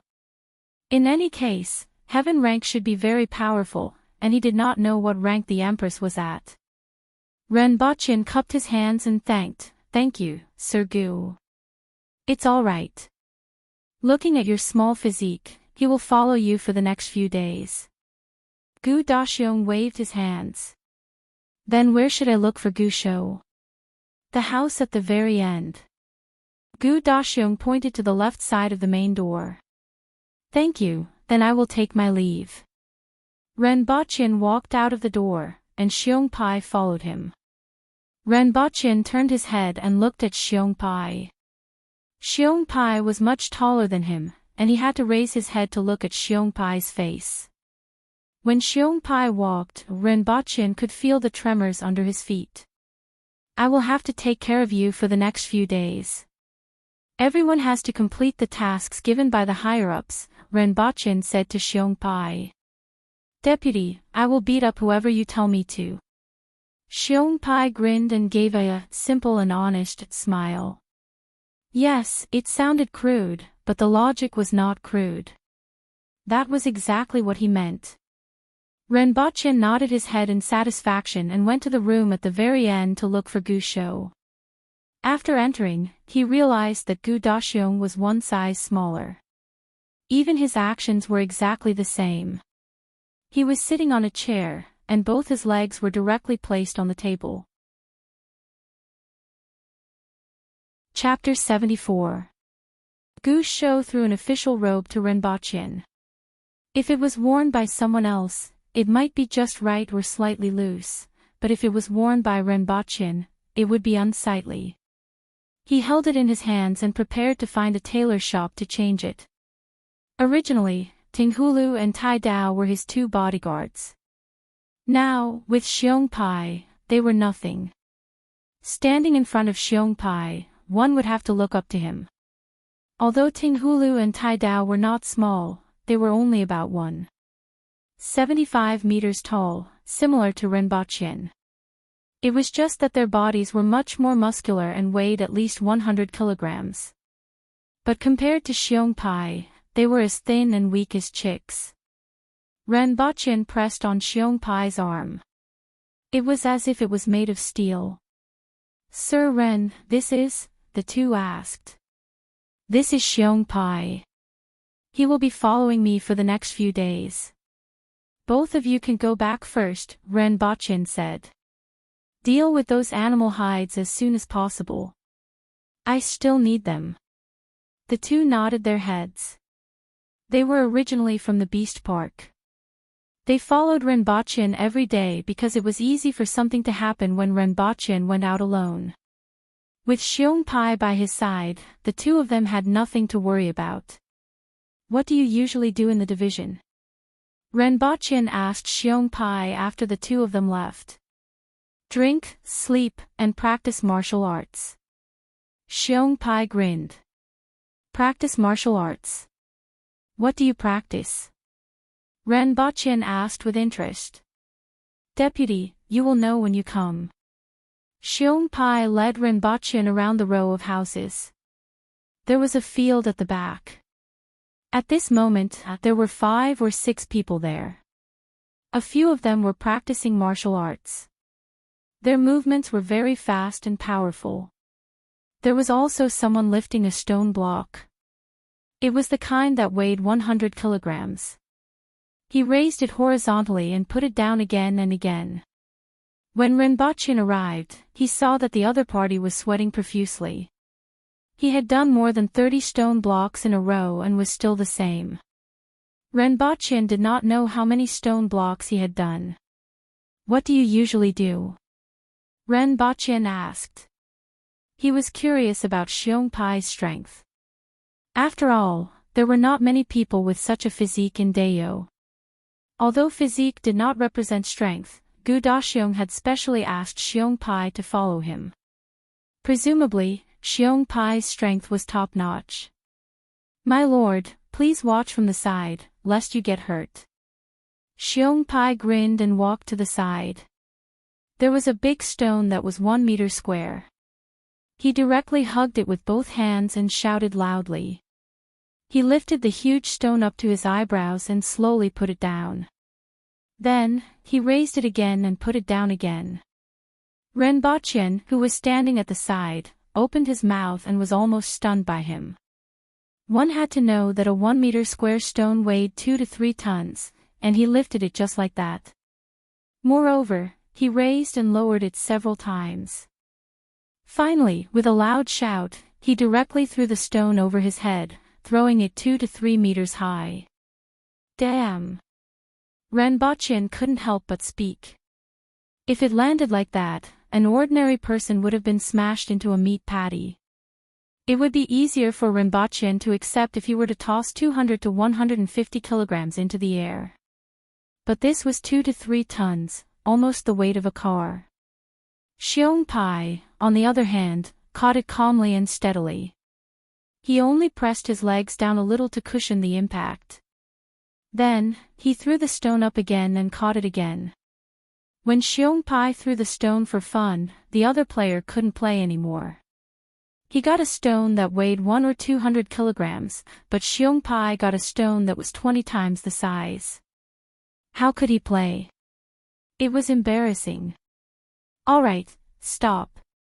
Renbochin hurriedly shouted. Looking at Xiongpai's training movements made him a little dizzy. His heart was trembling and he always felt that if he missed, a freshly made pizza would appear in front of him.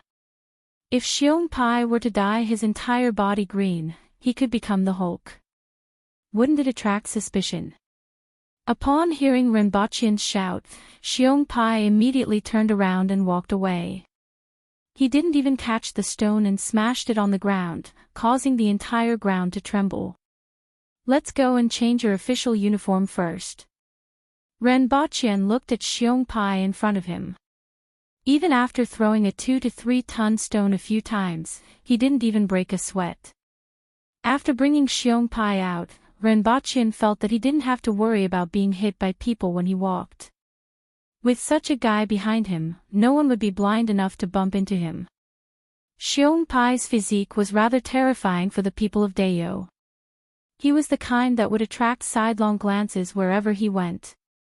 Julian district basically had more yamen offices and very few residences and shops.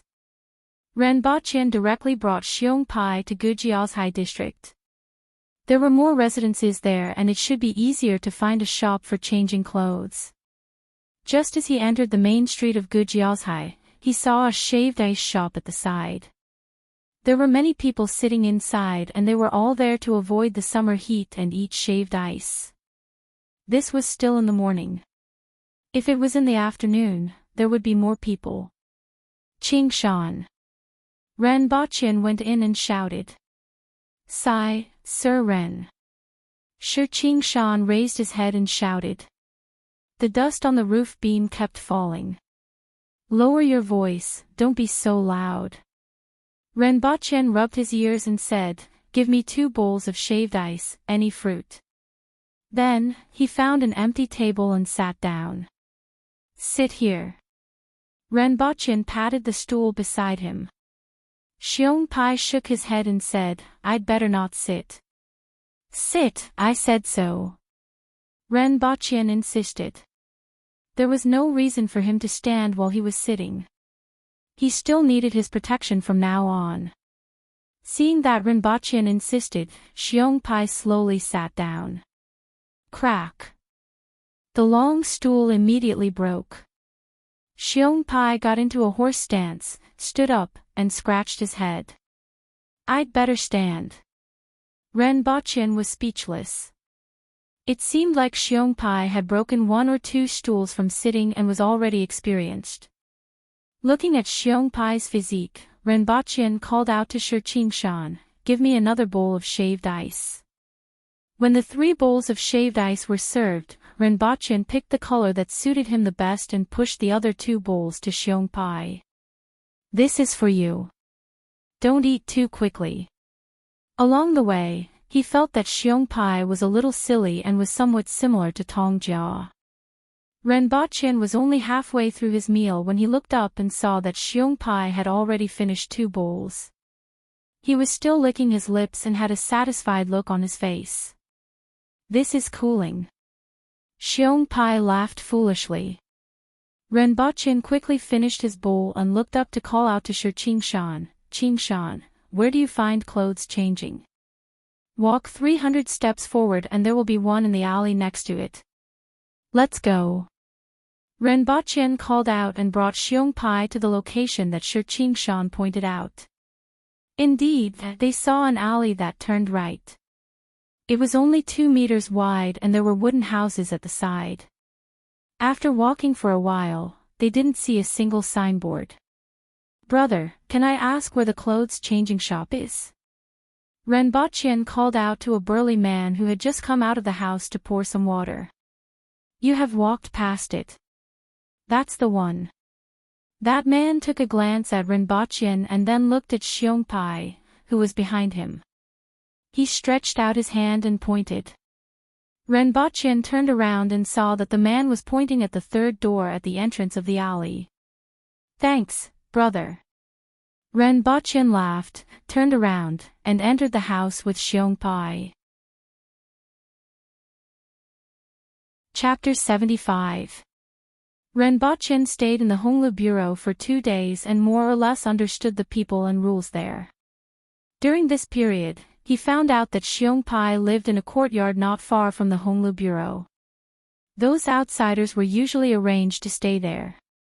Xiongpai loitered around the courtyard and could definitely play a role in stabilizing the situation. During this period, Rinpoche made a trip back to Earth. When he came back, he took 300 song poems and sat in the Honglu Bureau. When he had nothing to do, he would recite song poems. At least, he had nothing to do and was still in a state of idleness. Xiongpai followed Rinpoche wherever he went. When Rinpoche was reciting song poems, Xiongpai would immediately sit on the ground and start snoring. Rinpoche wished he could stuff socks into Xiongpai's mouth. Deputy, someone's here." On the afternoon of his first day back from Earth, Rinpoche was pondering how to stuff Xiongpai's mouth when a loud voice came from outside. "Who's that?" Rinpoche couldn't react for a moment. He said he's called Mr. Emptiness. The person who came in was one of the guards at the entrance. His name was Qi Xing. He came from the same village as the original deputy Qi Ji.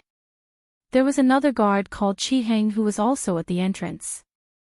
"Mr. Emptiness." Rinpoche immediately reacted. These were the people who came to celebrate the Empress's birthday. "Xiongpai, get up and follow me to take a look." Rinpoche kicked Xiongpai's waist twice.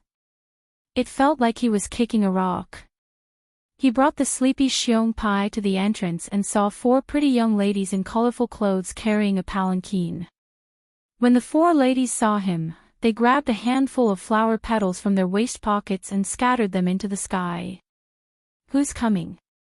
Rinpoche stood at the entrance and looked at this scene. He had a bad premonition. "Mr. Emptiness has arrived," the young lady in front shouted delicately and scattered another handful of flower petals. "Please follow me in to register. Leave the palanquin outside." Ren Bachyan looked at her awkwardly. What was she trying to do? Cough, cough. A series of coughing sounds came from within the palanquin. Soon after, the curtain was lifted, and a young man wearing a silver silk robe walked out.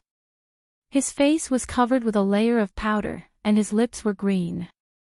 His appearance was passable, but this sickly posture that seemed like it would be blown away by a gust of wind was no longer just a sign of emptiness, it was clearly a sign of kidney deficiency. Young master, kidney deficiency, right? Follow me. With his hands behind his back, Ren Bachyan turned around and walked in expressionlessly. Cough, cough. It's young master emptiness, young master emptiness. Young master emptiness quickly explained. I'm just joking, Mr. Emptiness. Ren Bachyan didn't even turn his head. Cough, cough, cough. Mr. Emptiness coughed again. A strange look flashed across his eyes. However, when he saw that Xiong Pai was staring at him expressionlessly, the strange look in his eyes gradually disappeared. He coughed and followed behind Xiong Pai. Do you have a travel pass? Ren Bachyan asked. I lost it. Foreigners who came to Deo would definitely need a travel permit from the border. Needless to say, there was no such thing. Thinking about it, it made sense. The people who came to the Empress's birthday celebration had all kinds of backgrounds. There was no guarantee that some of them would simply ignore the law. This kind of thing happened quite often in previous years. Ren Bachyan had also heard about it 2 days ago. Ren Bachyan brought Mr. Emptiness back to the deputy's room. He immediately took out a pen and paper from the shelf at the side and placed them on the table. Name, birthplace, origin, position, whether accommodation has been arranged, and the purpose of your visit. Please write down all these. If you are here to celebrate Her Majesty's birthday, it will be sent to Her Majesty. Ren Bachyan sat behind the table after he finished speaking. Cough, cough, how should I address you? Mr. Emptiness covered his mouth and asked. Honglu Deputy, my surname is Ren Bachyan said indifferently. Mr. Emptiness stood in front of the table and wrote something on the paper. Following which, with a flick of his wrist, the paper turned into a white shadow and flew towards Ren Bachyan's chest. Bang! Before the paper could fly past the table, it was pressed down by a big hand. In the next moment, the entire table was smashed into pieces by his palm. Xiong Pai crushed the table with one hand and stared fixedly at Mr. Emptiness. He gave off the feeling that he was a wild beast that was ready to pounce. Mr. Emptiness had no doubt that as long as Ren Bachyan opened his mouth, this beast-like burly man would immediately pounce on him. The feeling that this burly man gave him was that he was extremely dangerous. Ren Bachyan's expression did not change, but his palms were a little sweaty. A surge of anger was rising in his chest. The people in this world would really start a fight whenever there was a disagreement. He originally thought that only the Aboriginals were like this. It seemed that the people from other countries were not any better. Of course, this Mr. Emptiness was definitely not an ordinary person. Attacking a deputy. Do you think I should kill you or bury you? Ren Bachyan looked straight at him and sneered. Sorry, I just threw it casually. If he did not make a move, it would have slowed down when it reached the deputy. Even an ordinary person could easily catch it. I did not expect this to cause such a misunderstanding. Cough, cough. Mr. Emptiness revealed an apologetic smile. If anything happens again, you will be buried under Lawn City, Ren Bachyan continued coldly. You damaged a table, a piece of Honglu Bureau's special paper, and a compensation of 100 taels of silver. Mr. Emptiness took out a few golden leaves from his waist and lightly threw them to Xiong Pai. Or rather, they should be called golden leaves. They were like books with 10 pages and could be taken apart for use. I don't have a place to stay. I'm afraid I will have to trouble you to arrange it for me, Mr. Emptiness said. Ren Bachyan rummaged through the ground. That piece of paper was only left with fragments. Before that, I have to fill it in again. Renbochin stood up and found another piece of paper from the cabinet beside him. This time, Mr. Emptiness could only place the paper on the wall and write. He coughed a few times while writing. Renbochin felt that there seemed to be some problems with his lungs. He did not know if it was because of his training or because of this. I have finished writing. Mr. Emptiness passed the paper to Renbochin. Renbochin glanced at it. This Mr. Emptiness's surname was Zhao. He could recognize 2 words from his name, but there was one that he did not recognize. He was from Great Xiao's XX Zhao family. He also did not recognize the name of the place. He placed the paper on a shelf and pressed a piece of wood on it. I will bring you to the place where you will stay. Renbochin walked in front with Xiongpai. Mr. Emptiness left the Honglu bureau and got on a sedan chair and followed behind. After walking for a short distance, they arrived at a courtyard. They were all individual courtyards, and each courtyard had 4 rooms. One of them was the kitchen, one was the master bedroom, and the other 2 were for the attendants. The courtyard was divided into 3 rows.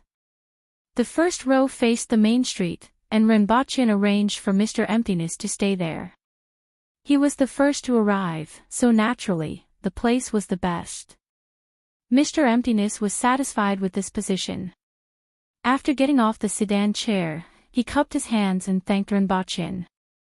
In a while, someone will send you a sign to prove that you are staying in this courtyard, Renbochin said to him. You can make your own arrangements. There are bedding and whatnot inside. Cough cough, thank you very much, Deputy Ren. Mr. Emptiness coughed violently after finishing his sentence. The handkerchief covering his mouth was dyed red. I shall not disturb you anymore.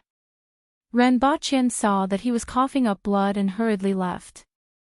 Could it be that he was suffering from tuberculosis? It was better to stay away from him. After leaving the courtyard, Renbochin turned back to take a look. It was the Empress's birthday celebration. Why did a sickly person like him come all the way here? But these people were really ruthless. If he did not have Xiongpai by his side to protect him, he would have been in trouble. What did he mean by slowing down when he was in front of him? Who was he trying to fool? To be able to throw a piece of soft paper like a dart, what kind of technique did he have? This was only the first person, and he did not know what kind of people would come after him. He was afraid that this task would be more troublesome than what he had originally thought. If there were many of these people, it would be difficult to deal with them without using force to suppress them. Chapter 76. Renbochin strolled back with Xiongpai. He deeply felt that this job might not be as easy as he had previously thought. Just the fact that Mr. Emptiness's palanquin was carried by the 4 young ladies who were able to carry the palanquin all the way to Lan City showed that they were definitely not ordinary people. He fiddled with the golden page in his hand. It really looked like a pocket-sized golden book. Taking a closer look, he realized that there were words carved on each page. It was a pity that he couldn't understand what was written. Just as he returned to the entrance of the Honglu bureau, he saw a young man wearing a dirty robe and carrying a book on his back. He was talking to Qi Heng and Qi Xing. It was the kind that Ning Kaichen carried in a Chinese ghost story. It was used to store the 4 books and 5 classics. There was a piece protruding from the top to block the sun during the day and also to block the rain during the rain. No one knew what they were talking about, but Qi Xing suddenly took a step forward, scaring the young man so much that he almost fell to the ground. What's going on? Renbochin asked as he approached. Deputy. Both of them turned around and greeted him with cupped hands. This is. He said he came to celebrate His Majesty's birthday, Qi Heng said. Renbochin sized him up. That young man was about 16 or 17 years old and had a tender face. Renbochin didn't know what kind of family would actually allow him to cross the border and come to Deo. His body was a little dirty. He didn't know how long it had been since he last bathed. His robe was covered in dust. "Are you the deputy here?" the young man asked curiously. Renbochin nodded. "I am." "What, you don't look like one." The young man nodded honestly. "It doesn't look like it. You will be beaten for being so honest." Renbochin looked at him from the corner of his eyes. I'm sorry. I meant that you don't look like someone from Deo," the young man quickly said. "You came by yourself?" "Yes," the young man said. "Come in with me and register yourself." Renbochin waved his hand and walked into the courtyard with his hands behind his back. "How should I address you?" Renbochin asked casually. "Surname Ning, given name Kaichin." "Ning Kaichin." Renbochin suddenly turned his head to look at Ning Kaichin. His neck almost turned 180 degrees, scaring Ning Kaichin, who was behind him. "Sir, it's Ning Kaichin, what's wrong? Is Xiao Qian doing well?" Renbochin put on a fake smile and didn't know what to think. "I've just met young Master Kidney Deficiency, and now there's Ning Kaichin. This world is really a coincidence, and it's a small one. Who is little Qian?" Ning Kaichin was at a loss. "Perhaps you will meet them in the future," Renbochin said. When he returned to the room, it was still a mess. The broken table lay on the floor, and there were many broken pieces scattered around. Fill in this form. Name, place of origin, background, position, whether accommodation has been arranged, and the purpose of your visit. Renbochin passed the paper to him and pointed to the windowsill. It didn't take long for Renbochin to receive the paper from Ning Kaichin. He scanned through the paper and saw that it was from Great Xia. After putting the paper away, she brought him to his residence. Along the way, Renbochin inquired about the happenings along the way. He was very curious about everything in the outside world. At the mention of this, Ning Kaichin couldn't stop talking. He was in high spirits as he recounted his experiences. Along the way, he described it as though Tang Xing went on a pilgrimage for 81 hardships. "Sir, there's something you don't know. One day, I was camping in the deep mountains. A huge bird covered the sky and covered the sun. When it flapped its wings, it almost blew me off the mountain. Later on, I hugged an old tree that was hundreds of years old and saved my life. At that time, my heart almost jumped out of my chest. I didn't expect such an exaggerated thing to exist in this world. It was really an eye-opener. When I return, I will definitely draw this thing and let the world know about it." Another time, I was camping in an ancient temple. In the middle of the night, a young lady suddenly came to seek shelter. She said that she missed the right time to travel in the mountains. I shared half of my rations with her. Later on, she said that she wanted me to rest at her house for a day to thank her. At that time, I thought that I was indeed a little tired from traveling for a few days. Since her house wasn't far away, I thought of going to her house to rest for a day. Later on, when I woke up, there wasn't any luxurious house. Instead, there was an ancient tomb around it. Another time, I met a group of robbers. When they saw that I had nothing on me, they kidnapped me and brought me to the mountain. The king of the mountain was actually a woman. She was 16 years old, unmarried, and as beautiful as a flower. When they saw that I was a scholar and that I was fair, they wanted to marry me. Later on, I pretended to agree and ran away while they were preparing for the wedding banquet. Now that I think about it, it's really sad. Renbochin was dumbfounded by Ning Kaichin's bluff. He had to admit that Ning Kaichin was more suitable for storytelling than him. Even though Ning Kaichin looked immature and weak, he was a veteran in bragging. Renbochin felt that if he didn't have such outstanding bragging skills, he might not have been able to arrive at Lan City unscathed. It was a short journey from the Honglu Bureau to his residence. At the very least, Renbochin felt that he couldn't bear not to take care of him after listening to his words and the hardships he went through along the way. He didn't even want the beautiful female king of the 28-mountain village just to celebrate Her Majesty's birthday. This kind intention was really touching. Renbochin brought him to his residence. It was a courtyard that was connected to Mr. Emptiness's. "You can stay here for the time being," Renbochin said. "Thank you very much, Deputy." "I can't thank you enough," Ning Kaichin said. He felt a little regretful that he couldn't continue to brag. "I'm just doing my job.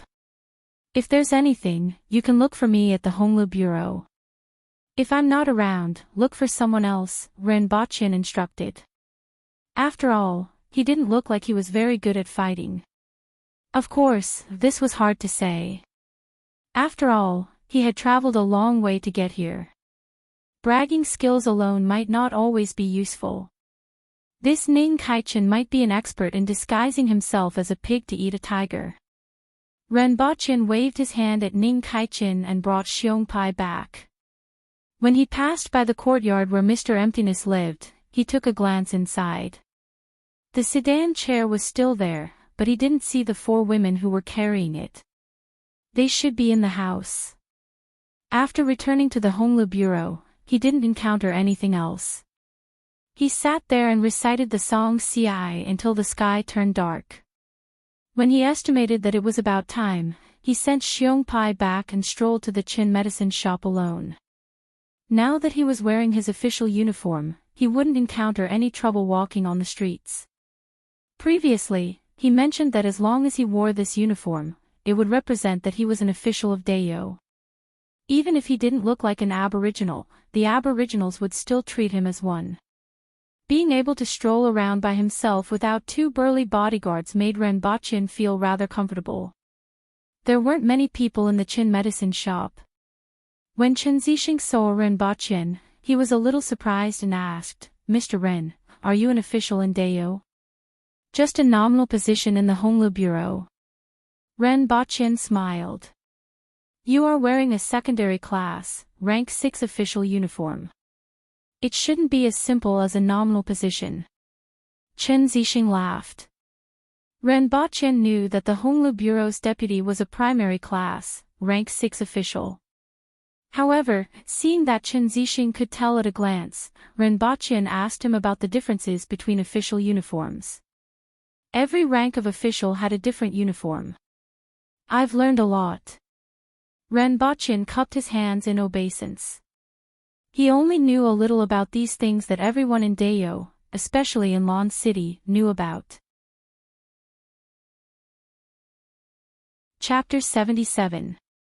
After reading various treatises on typhoid and diseases to Chen Zixing for an hour, Renbochin left the Qin family's shop, strolled around the streets, and found a 2-story restaurant.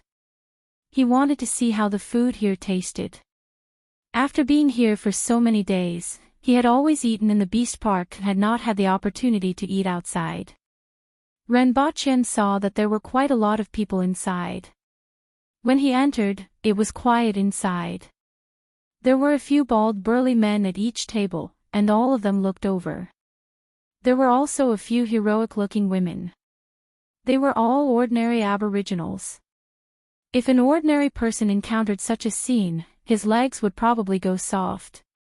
Imagine if you entered a restaurant and all the people inside were 200 to 300 kilograms of burly men.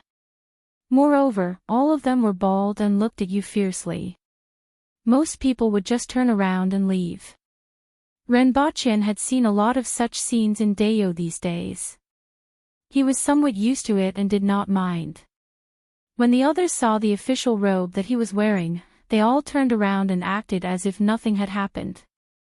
They ate the meat in big mouthfuls, chatted loudly, and were extraordinarily lively. Renbochin found a table in the corner and sat down. The lights in front of him dimmed and a burly man appeared in front of him. "Sir, what do you want to eat?" Renbochin tilted his head and looked at the other party. The tone and expression of the other party did not seem to be asking him what he wanted to eat, but more like asking him how he wanted to die. Ren Baqin sighed. With regards to these people, he felt helpless. Would it kill him to smile? What's your specialty? Sir, we are good at everything here. As long as one has eaten it, no one would say that it's not delicious, the burly man immediately replied. Ren Baqin sighed again. In his ears, the meaning of the burly man's words was, no one would dare to say that it's not delicious. Give me 2 of your specialty dishes and a pot of wine, Ren Baqin said. All right. The expression and tone of the burly man finally became more lively. He shouted to the back, 2 specialty dishes and a pot of wine. While Ren Baqin waited for the dishes, he listened to the conversations around him. He did not need to listen to them. The loud voices of the Dayo people made it impossible for him to not listen to them. They talked about how grains and noodles were expensive nowadays, which stronghold had a fight with another stronghold, which stronghold had injured a few people during hunting, and which family's wife had severely injured a man. They were no different from ordinary citizens in China. At most, they were a little more boorish, bad-tempered, fierce-looking, stronger, more powerful, and would pick a fight with others whenever they had nothing to do. Ren Baqin felt that there was still quite a big difference between them, but in essence, they were pretty much the same. Of course, there were also those who scolded the merchants of various countries, saying that salt and cloth were expensive, and that they didn't even pay much for furs. Ren Baqin suddenly felt that the world had become a lot more lively after listening to these family gossip. Life was supposed to be like this. Full of family trifles, haggling over every ounce. It was not like the palace that he entered and exited every day, which was quiet, cold, and solemn. Not long after, the dishes were served. It was a plate of steamed mutton and a plate of sauce. It was unknown what was used to make the sauce, but it was a little spicy. However, it covered up a lot of the mutton's odor. It tasted pretty good. The other plate was a stewed fish. It was very simple, with only salt and something similar to ginger. However, the fish was tender and tasty. The wine was relatively inferior. It tasted bland and was very turbid. Ren Baqin sat there and listened to the bustle around him. He unhurriedly ate half of the dishes and drank all the wine. He actually felt a little tipsy. Shopkeeper, bill please, Ren Baqin shouted. Sir, 80 copper coins. That burly man appeared in front of Ren Baqin again. Ren Baqin took out a piece of silver and threw it on the table. Keep the change. Thank you, sir. The burly man grinned. His facial expression became even more ferocious, but Ren Baqin felt that he was more pleasing to the eye. He got up and left the restaurant. Ren Baqin strolled toward the direction of the palace as if he was taking a stroll. Before he reached the palace, he heard a loud noise in front of him, followed by loud laughter. What happened again? Ren Baqin was curious and quickened his pace. When he was about to reach the plaza, he finally saw the scene in front of him clearly. The surroundings were dark, but the plaza in front of the palace was brightly lit. He saw more than 20 soldiers standing in a circle with torches in their hands. In the middle were 2 men and a woman. Opposite the 3 of them was a burly man holding a long saber. He wore leather armor on his chest and left shoulder. The laughter came from the burly man holding the long saber. As for the 2 men and the woman opposite him, the 2 men were using long swords while the woman was using a pair of short sabers. The 3 of them obviously couldn't care less about the surrounding soldiers. All their attention was focused on the burly man in front of them. Hand over Long Wanli's corpse. You have already killed him. Why won't you let us take his corpse away? We just want to bring his corpse back. The woman shouted angrily. Come, come, come. Let me test your skills. If you can withstand 10 moves from me, I will let you leave. If you can kill me, I will let you take my corpse away. I guarantee that no one will seek revenge on you. If you can't withstand 10 moves from me, you will also be buried here. The burly man held the saber and laughed wildly. Do you mean what you say? Who are you? One of the men looked around at the surrounding soldiers and shouted. I'm the left guard commander of the palace, Shan Wanshui. Remember this name well, the burly man shouted. As for the three of you, report your names to me after you survive. The three of them looked at each other. It was already difficult enough to deal with more than 20 soldiers around them, not to mention the middle guard commander in front of them. There was only one path in front of the three of them: kill this middle guard commander or withstand 10 moves from him. Otherwise, they would definitely die tonight. Renbochin saw everything clearly from afar and sighed in his heart. Why did they have to come all the way here to deliver their heads? Wasn't it good to be alive? Why did they have to die? Let's see if you, the middle guard commander, are really that powerful. One of the men shouted and pounced towards Shan Wanshui. There was a flash of light in the air like a flower blooming. Showy but impractical. Shan Wanshui laughed and didn't make any other moves. He held the end of his saber and swung it over. There was only a brilliant saber gleam in the air. Sword shadows and flowers were all cut down. That man was shocked and quickly placed his sword in front of his chest. Clang! The sword broke with a sound. Zi Tao!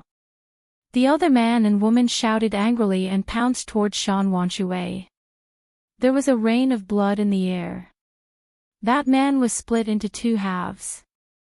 As the two halves of the corpse fell to the ground, blood and internal organs spilled all over. Renbochin felt disgusted looking at it from afar. It was really too disgusting. However, the people who came this time were really too weak. With this standard, they still dared to snatch Long Wanli's corpse in front of Dayo's palace. This confirmed Renbochin's opinion that they really came all the way here to deliver their heads. Fortunately, there were 3 of them. If there were 2 more, Shan Wanshui could have killed 5 people tonight. As for Shan Wanshui, he swept his saber horizontally at the 2 people who pounced on him. His movements were incomparably swift. The saber gleam reflected the flames like lightning and disappeared in a flash. The 2 people knew that they couldn't withstand it and dodged. Third move. Shan Wanshui shouted. He held his saber and chopped at the man who was closest to him, smashing a stone slab on the ground into pieces. Fourth move. The hilt of the saber moved toward the woman who was thrusting her twin short sabers. The moment the twin sabers came in contact with the lady, she felt a jolt in her arms. There was a sharp pain in the area between her thumb and forefinger, and the twin sabers were bounced off. Chapter 78. Hong Xian. The remaining man howled in grief. I'll fight you to the death, he roared. His entire body transformed into a shooting star as he charged towards Shan Wanshui with his sword. His posture was similar to Long Wanli's, but his aura was far inferior. A ray of light flashed past. The burly man stood up with his sword in hand, only 6 moves. He then burst out laughing. The burly man's attacks weren't as flashy as the others. Every move was powerful and fast as lightning, but the others couldn't even parry. The commander is mighty. Cheers could be heard from the sidelines. The deaths of the 3 men did not cause any ripples in the hearts of the others. They were already used to it. Renbochin looked on helplessly as the 3 men died without a complete corpse in the blink of an eye. One man was split in half from the middle, one at the waist, and the last man was split diagonally from shoulder to waist. Fresh blood and internal organs splattered all over the ground. Such a cruel scene sent chills down Renbochin's spine. At the same time, his stomach was in turmoil. The last time Long Wanli challenged the Empress, he was beaten into the ground with just 1 move. By the time he was able to move after being poked by Caretaker Shi's electric baton, the square had already started to fill in the holes. In addition, both sides used a sword and a palm to determine the victor. Renbochin couldn't see the duel clearly and only saw Long Wanli's back view. Even though he felt it was a pity that Long Wanli was dead, Renbochin was more excited to see a duel between two experts. At this moment, what Renbochin saw was a bloody massacre. The shock he received and the feeling of barbarism and bloodshed were far greater than the previous time. It could even be said that it was something he had never felt before in his life. He always felt that death was far away from him. Even though he almost lost his head when he first arrived in this world, he managed to survive in the end. This made him, who rarely saw death, feel a sense of alienation from it. However, it was different this time. The brutal massacre was happening in front of him. It made him realize that this world was far crueler than what he had always seen. Just as Renbochin stood there with his mind blank, the soldiers at the side of the field had already started to clean up. They dug a hole under the broken stone slab and threw the severed limbs into it. Then, they started to fill the hole with soil. Not long after, the entire hole was filled up. All that was left was for the stonemason to install another stone slab. It wasn't until those soldiers left that the onlookers dispersed, leaving only Renbochin standing there with ice-cold hands and feet. After a long time, Renbochin dragged his heavy footsteps back to the beast park. Gun and Tian had already fallen asleep on the stone slab. Renbochin's head was in a mess as images kept flashing through his mind. Suddenly, the horrifying scene of him being decapitated like the other three flashed across his mind. That scene made him feel suffocated, and he abruptly sat up on the bed. That one move made him break out in a cold sweat. No matter what, I can't become like that, like those three people, Renbochin muttered to himself. This isn't Earth, it's a different world. It's not as safe as Earth, and human lives aren't that precious. In the future, I can't just laze around like this. I have to work harder and take the initiative to climb up. Only when my position is so high that others can't move will I be safe. The higher my position, the stronger my importance, the safer I will be, and the further away I will be from the threat of death. I have the backing of a civilized world that is far superior to this place. How can I continue to be muddle-headed and put my life in the hands of others? If it's possible, I want to become stronger too. Countless chaotic thoughts flashed through Renbochin's mind. Finally, they merged into one. He wanted to become stronger, have a higher position, and make himself safer. Only then would he be able to survive in this world. Even though he had such thoughts in the past, they were never as clear, firm, and real as they were now.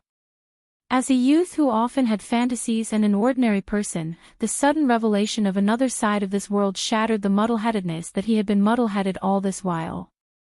He felt that the things that he had been working hard and doing in the past were really too little.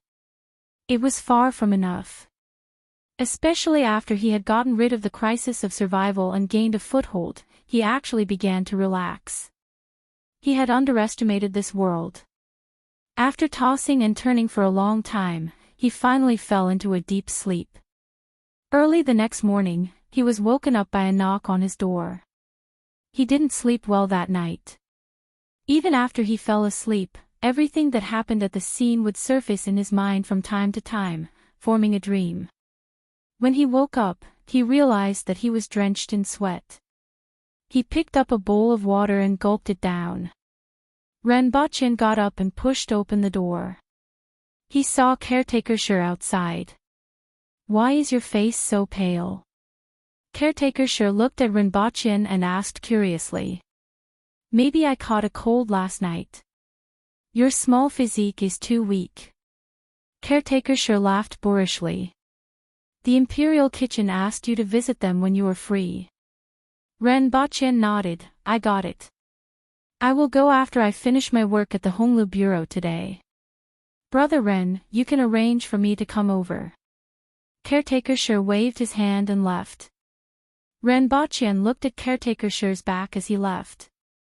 Caretaker Sher still treated him the same as before, but he felt that something was different. It was because his state of mind was different. The Aboriginals had a warm side, a straightforward and adorable side, but also a cruel side. This was what he felt just now. After washing up, he picked up his official robe. This was what he relied on to survive. After putting on his robe, he left the beast park. When he passed by the plaza, he could still smell the lingering smell of blood in the air. However, he didn't show any signs of abnormality. When he arrived at the Honglu Bureau, he picked up the book 300 Song Poems and continued to memorize it. After a while, he felt tired and went to the backyard to watch some people from the Honglu Bureau practice martial arts. Xiong Pai was still playing with that rock that weighed 2 to 3 tons. No one came to the Honglu Bureau for the whole day. Mr. Emptiness and Ning Kaichin, who arrived earlier, didn't have anything to do. Ren Bachin was happy to stay in his room. In the afternoon, he reckoned that it was almost time. He bade farewell and went straight to the imperial kitchen. When Ren Bachin arrived, the imperial kitchen had just delivered dinner to the Empress. Everyone was sitting there resting. When they saw Ren Bachin, they greeted him one after another. Brother Ren. The greetings of Brother Ren. Ren Bachin smiled and asked, "Where's caretaker go?" He went to deliver dinner to Her Majesty. Looking at the time, he should be back soon, someone immediately replied. Ren Bachin nodded his head. Are you looking for me because of Her Majesty's birthday banquet? Brother Ren, it's like this. Caretaker Go hopes that you can participate in making some dishes. After all, we have just familiarized ourselves with your spices. Now that Her Majesty's birthday banquet is just around the corner, we don't have time to slowly experiment. Ren Bachin nodded his head, found a place to sit down, and waited for Caretaker Go to return. Not long after, Caretaker Go came back and saw Ren Bachin. His face twitched for a long time and he called out, "Brother Ren. Forget it, call me Storyteller Ren in the future. This is my current position in the palace." Ren Bachin waved his hand and said, "Seeing that you are in a difficult position, I won't make things difficult for you." Chapter 79. Ren Bachin tilted his head and looked at him. Then why did you look like you were eating tea just now? Up to you. Ren Bachin shrugged. Brother Ren, the dishes for Her Majesty's birthday banquet. Caretaker Go called out again. This time, he was much more straightforward. It seemed like the hurdle in his heart had been overcome. Make 2, one normal and one unorthodox. Let's see if those people are to Her Majesty's liking. If Her Majesty is happy, we won't torture them. If Her Majesty is unhappy, they can forget about having a good meal, Ren Bachin said. Upon hearing Ren Bachin's words, everyone in the imperial kitchen laughed. How are the arrangements for the banquet? How many people to a table? How many dishes? Ren Bachin asked again. A table for 2, 6 dishes, and a bowl of soup for each person. Her Majesty said that this year's banquet will be different from previous years, Caretaker Go said. Ren Bachin nodded his head. This wasn't much. It was simply too easy to come up with 6 main dishes from the Chinese menu. Any birthday banquet or wedding banquet would have at least a dozen dishes. Meatballs, for happiness meatballs, twice cooked pork, and so on.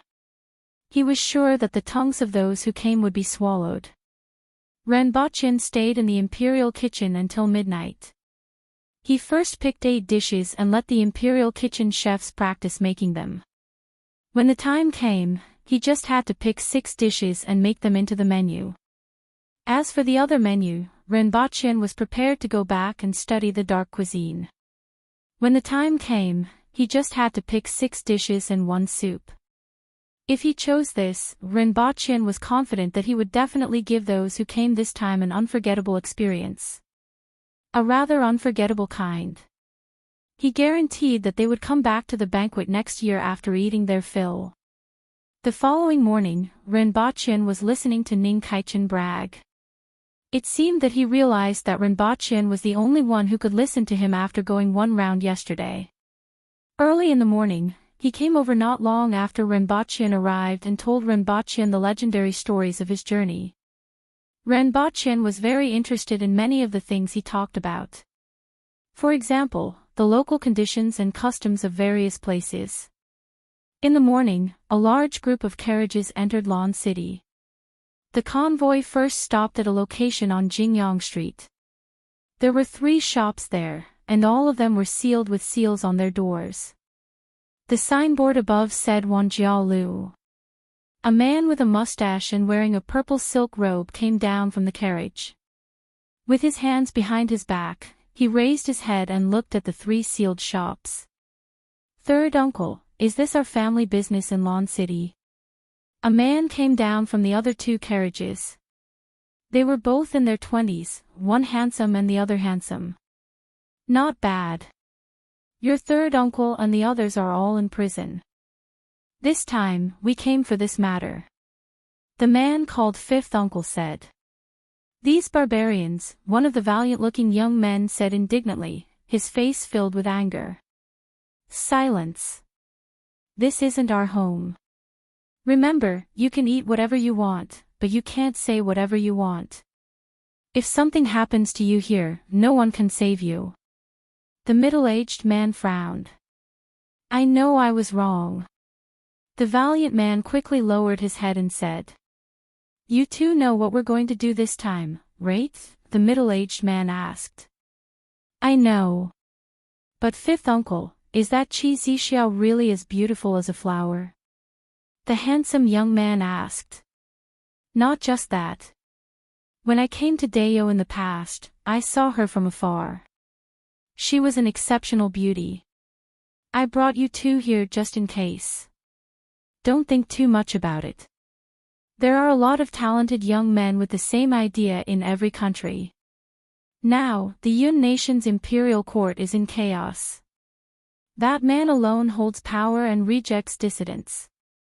The undercurrent is surging, and we have no choice but to find a place to retreat.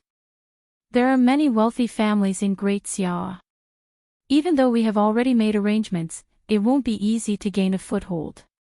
I was the one who strongly advocated for Dao.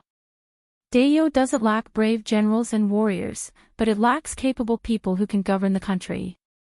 Even though the current Empress of Dao is a young woman, her breadth of mind is far from that of an ordinary person. If the two of you could display your talents and interest her, you might be able to gain a foothold in Dao. Unfortunately, even though your third uncle has been managing the business for many years, he is greedy by nature.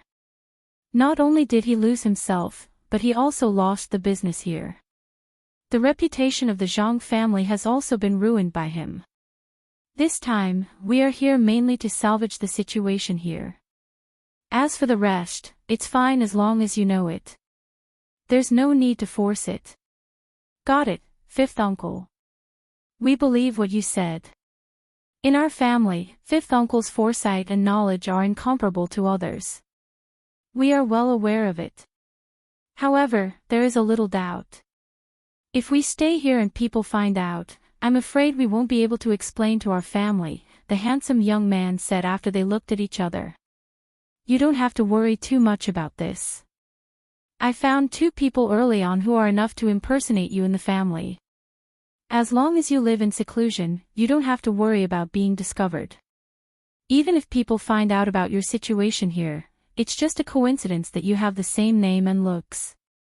The family can still settle this matter. Let's go to the Honglu Bureau."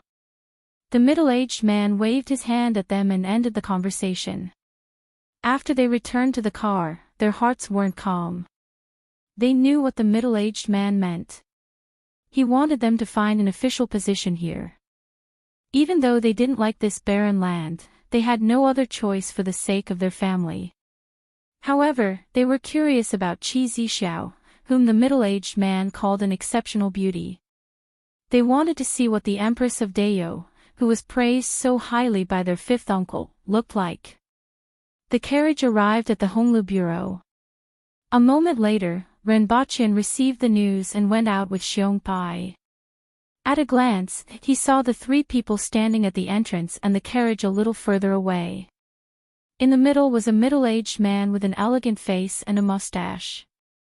The two youths behind him were extremely good-looking. They are here to use their beauty trap. Renbochin thought to himself when he saw the two of them. They are trying to snatch my food. I have to suppress them even without Her Majesty's orders. The other party was stunned when they saw him. This Honglu deputy wasn't an aboriginal, nor was he a remnant citizen of the Hao nation. He looked more like someone from Great Xia or the Yun nation. This meant that someone was one step ahead of them. This thought emerged in the minds of the few of them. How do I address the few of you? Where are you from? Why are you here? Renbochin asked calmly. He was neither indifferent nor enthusiastic. I'm Zhang Junjing. These two are from the same family, Zhang Heqi and Zhang Heju. They know that Her Majesty's birthday is in a few days, so they specially brought gifts from the Yun nation. May I know how to address you, sir? My surname is Renbochin. You can also call me Deputy Ren. Renbochin smiled politely. Sir Ren, that's a good name. The Kuinping spreads its wings for 8,000 miles and will definitely soar to the top. Zhang Heju, the handsome youth, praised. Chapter 80. How long has Sir Ren been in the Honglu Bureau? I've been to Lan City before, but this is the first time I've seen a foreigner serving as an official in Dayo. It's obvious that Her Majesty favors Sir Ren, which is admirable, Zhang Junjing said with a smile as he followed Renbochin into the Honglu Bureau with his two nephews. I've only been in this position for a short while. Renbochin waved his hand. This matter couldn't be kept a secret, and anyone would find out after asking around. Oh. Zhang Junjing's eyes flashed. I'll have to trouble you to fill out this form. Renbochin took out 3 pieces of paper and handed it to the 3 nephews. After telling them what he needed, he sat behind the table and quietly observed them. Zhang Junjing was the leader among them, but this time, the main characters were probably the other 2 gigolos. Where do you want to stay? Do you have a place to stay? Renbochin asked after seeing them finish writing. I'll have to trouble Sir to arrange it. Zhang Junjing cupped his hands. Xiongpai, bring them to the 2 courtyards beside Ning Kaichin, Renbochin instructed. All right, deputy. Come with me, Xiongpai shouted at the few of them. Thank you, sir. Zhang Junjing and the other 2 nephews cupped their hands. Renbochin nodded and fell into deep thought after they left. These people looked like they came from big clans. They were different from ordinary people and had a sense of propriety in their words and actions. Even though they had always treated him with courtesy, Renbochin didn't have a good impression of them. It was entirely due to the changes in his mentality over the past 2 days that made him feel a sense of crisis. At the same time, he was also thinking about a problem. Now that he was an official in Dayo, what about the people from other nations? Could they? There weren't any in the past, but that didn't mean that there wouldn't be any in the future. In the afternoon, 2 groups of people arrived one after another. One group was from Great Xia and had the surname Lian. The other group was also from the Yun nation and had the surname Hong. Like the Zhang family, these 2 groups of people came in a long line with carriages and horses. They also brought a lot of goods or gifts. Renbochin asked Xiongpai to bring them over. When Xiongpai returned, he muttered, "Sir, those bastards don't know what's good for them. They actually complain that the conditions are too simple and crude. They're all like this. In my opinion, it's already not bad, but they're still complaining about this and that." Renbochin squinted his eyes slightly. He knew that Xiongpai was talking about the people from the Lien family who had just been sent over. From the young master of the Lien family to the servants, all of them had an arrogant look on their faces, especially that young master of the Lien family. His eyeballs were almost on top of his head. Next time, let them find their own accommodation, Renbochin said casually. That night, Renbochin handed over the task to someone else and returned to Earth. For the past 3 days, he had been studying and thinking in his room. His mind was completely focused on that world. There were too many aspects to consider. In the past, he was like a spinning top that would only spin once the rope was pulled. Other than saving his own life, his other thoughts were only to create something that existed on Earth or how to earn money. He had never systematically considered what he wanted to do and how he wanted to do it. However, during these 3 days on Earth, he had figured out his future path. What he was good at was nothing more than relying on the Earth and being famous in the world. As for other aspects, needless to say, he reckoned that no one in Dao above the age of 10 was weaker than him. As for intellect, he was just an ordinary person with no foresight or wisdom. All he had was the technology, culture, and various theoretical knowledge that had been developed on Earth. This was the only thing that he could show that would make people value him. Even though the individual strength in this world was very strong, they were far from being strong enough to ignore technology. Technology was also very important to them, and culture and various theories were equally important to Dao. In the past, he was thinking of doing something to earn some money and please the Empress. But now, it seemed that those were just small things. If he wanted people to value him, he had to systematically improve the various aspects of Dao's technology and academic knowledge. Only in this way could his position not be shaken by anything and not be affected by anything. Of course, cozying up to the Empress was indispensable. In this world, he knew nothing, and had no foundation at all. In this short period of time, only by cozying up to the Empress would he be safe and sound and be able to do things that could show his value. Renbochin thought about it a lot. Even though there were still some flaws and it wasn't very comprehensive, he already had a clear goal. The rest could only be slowly perfected in the future.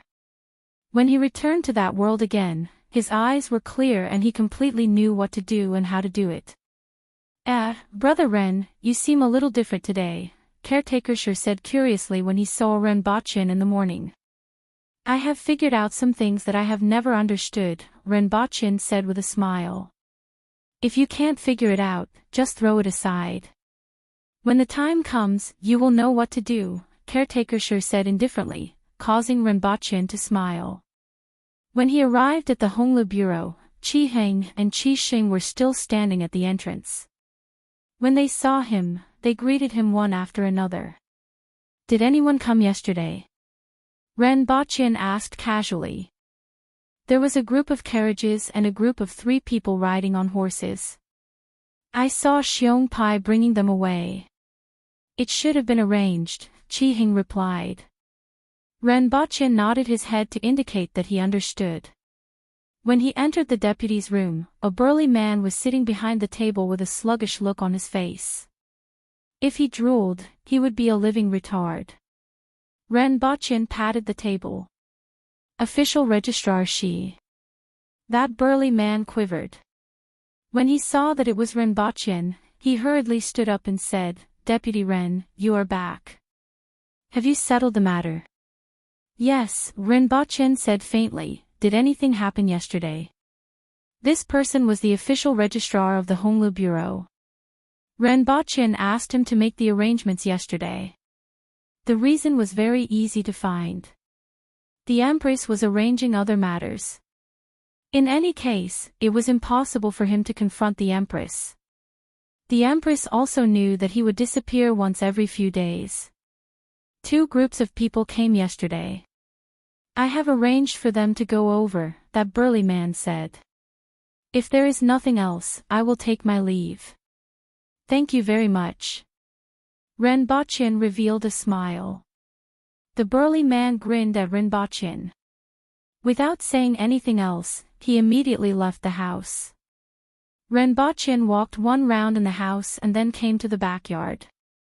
Sure enough, Xiongpai was playing with that huge rock there. When he saw Renbochin, he hurriedly threw the huge rock like a rubber ball and ran over. You continue with your training. I will take a look here, Renbochin said as he felt the huge rock landing on the ground.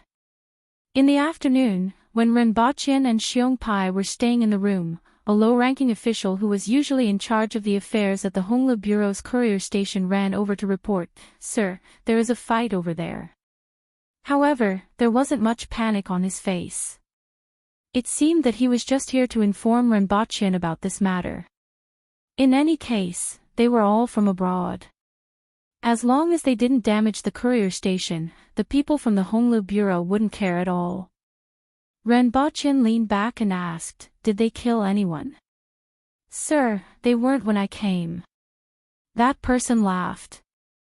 At this moment, Deputy Ren's manner of speaking was very similar to Deputy Qi Ji in the past. "What happened?" Renbochin then asked. "I am not too sure either." "In any case, they quarreled for a while before fighting," that person said. "Which courtyard?" "Courtyard number 2 and 8. Renbochin thought for a while. It was Mr. Emptiness and the people from the Lien family from Great Xia. Chapter 81. Renbochin brought Xiongpai and the burly man named Gonggu out of the Honglu Bureau. His footsteps were not hurried and it was as if he was taking a leisurely stroll. However, his mind was thinking about how to resolve this matter. After all, they were here to deliver gifts to the Empress.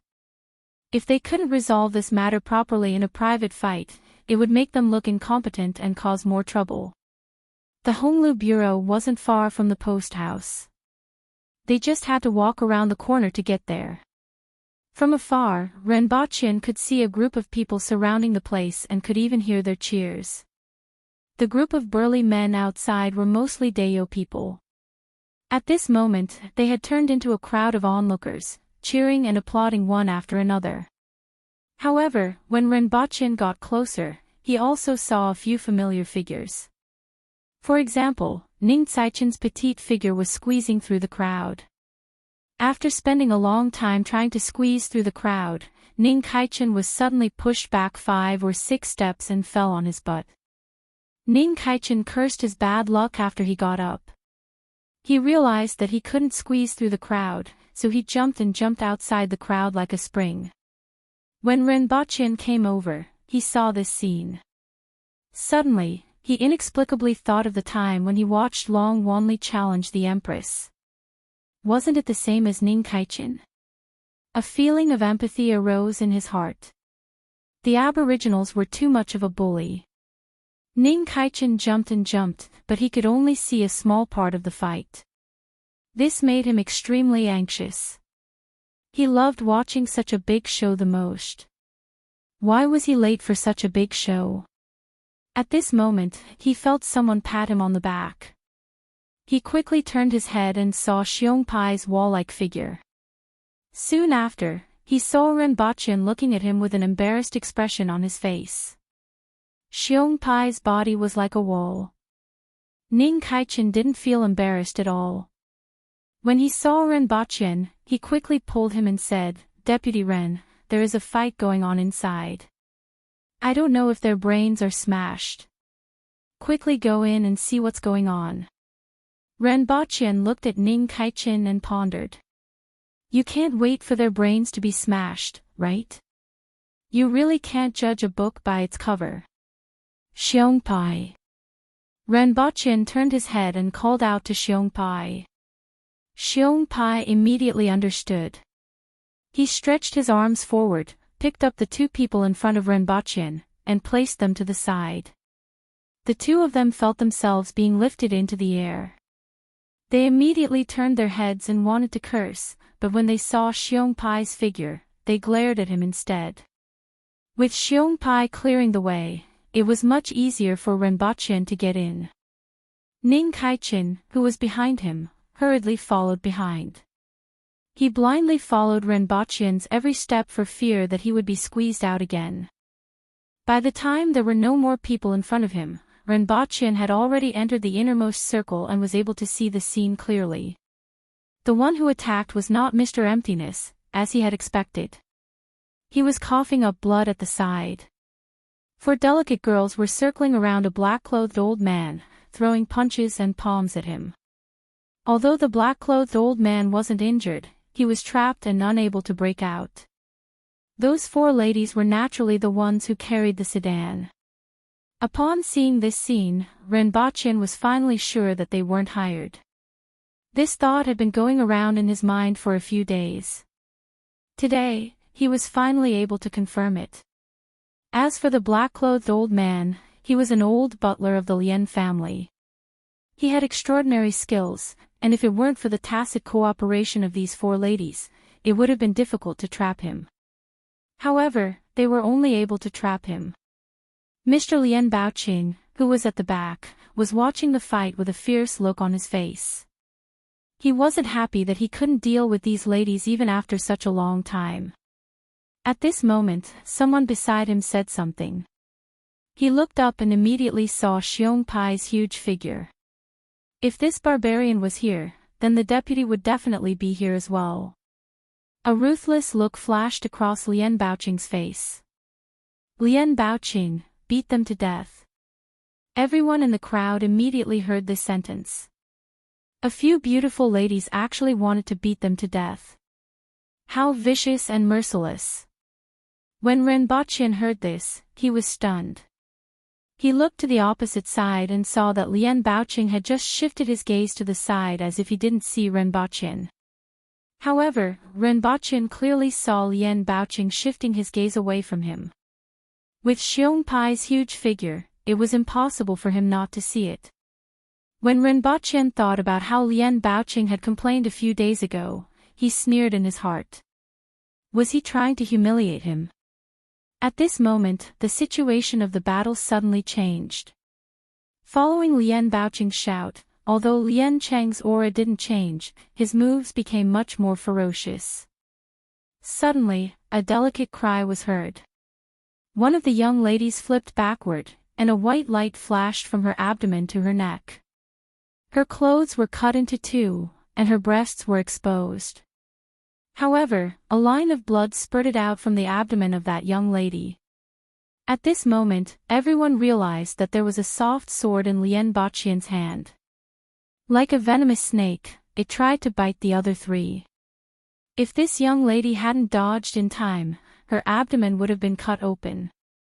Even now, she was still severely injured. Originally, the four young ladies could only trap Lien Baoqian, who was unarmed. Now that there was one less person and Lien Baoqian had a weapon in his hand, the situation immediately changed. The few of them were immediately surrounded by danger. In just a short while, a few more wounds appeared on their bodies. Seeing this situation, Mr. Emptiness coughed even more violently. Originally, he was using a handkerchief to cover his mouth. The handkerchief was stained with traces of blood, but now, he directly spurted out a mouthful of blood. Like a sharp arrow, it wasn't shot toward the old man in the middle of the battlefield, but directly toward Lien Baoqing's face. "Be careful, mister," someone suddenly shouted from the side. A burly man unsheathed his long saber and blocked the blood arrow. When the blood arrow hit the long saber, it immediately lost its strength and fell to the ground. Then, a scene that shocked everyone happened. The place where the blood splashed on the long saber seemed to have melted. First, it softened. Then, half of the long saber fell to the ground with a clang. Lien Baoqing was shocked by this situation. If even a steel saber was like this, he would shudder in fear if the blood were to hit him. A streak of green flashed across his face. His gaze toward Mr. Emptiness was filled with a wild, murderous intent. Renbachian was also surprised. How was that blood that was spurted out? It was obviously strong acid, wasn't it? It was impossible for human blood to be corrosive. Could it be that there was also super strong gastric acid? Renbochin had always heard the phrase, "I spit on you." Today, he had learned something new. If this Mr. Emptiness spat on someone's face, it wouldn't be as simple as disfigurement. Kill them, including that sickly guy. Go, kill them. I want to hack them into pieces. Lian Baoqing had a crazy look on his face. Hearing his shout, Renbochin knew that this show couldn't continue. If he continued to watch, his brain would really be smashed to pieces. With a gloomy face, Renbochin turned his head and said to Xiong Pai, "Stop them. If anyone dares to make a move after I shout for them to stop, kill them without mercy." This was Dao's imperial capital. If they continued to stir up trouble, he would be done for. Chapter 82. After Renbochin shouted, none of the people in the field stopped, or rather, they didn't dare to stop. If they stopped and the other party didn't, they would immediately fall into a disadvantageous position. Furthermore, they simply didn't have the time to see who shouted. Xiong Pai, separate them. Those who don't listen, kill them. While Renbochin was speaking with a gloomy face, Lian Baoqing was still hooting, "Kill them, I want to skin them to use as cushions for my chair. As for that sickly guy, I want to chop him into pieces." However, he was destined to fail. Xiong Pai rushed into the group of people in a few steps. With a swing of his arm, he hit a young girl in front of him.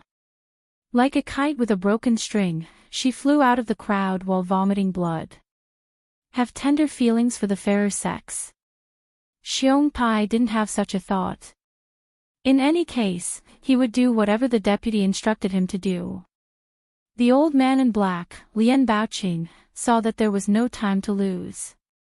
The flexible sword in his hand turned into a myriad of stars and went straight for the other two young girls. The two young girls shouted angrily. As they dodged the cold rays, they turned their heads to look at Xiong Pai. Xiong Pai directly and efficiently kicked at the old man in black. Seeing that the situation wasn't good, the old man leaped into the air to avoid this kick. His flexible sword turned into a poisonous snake and went straight for Xiong Pai.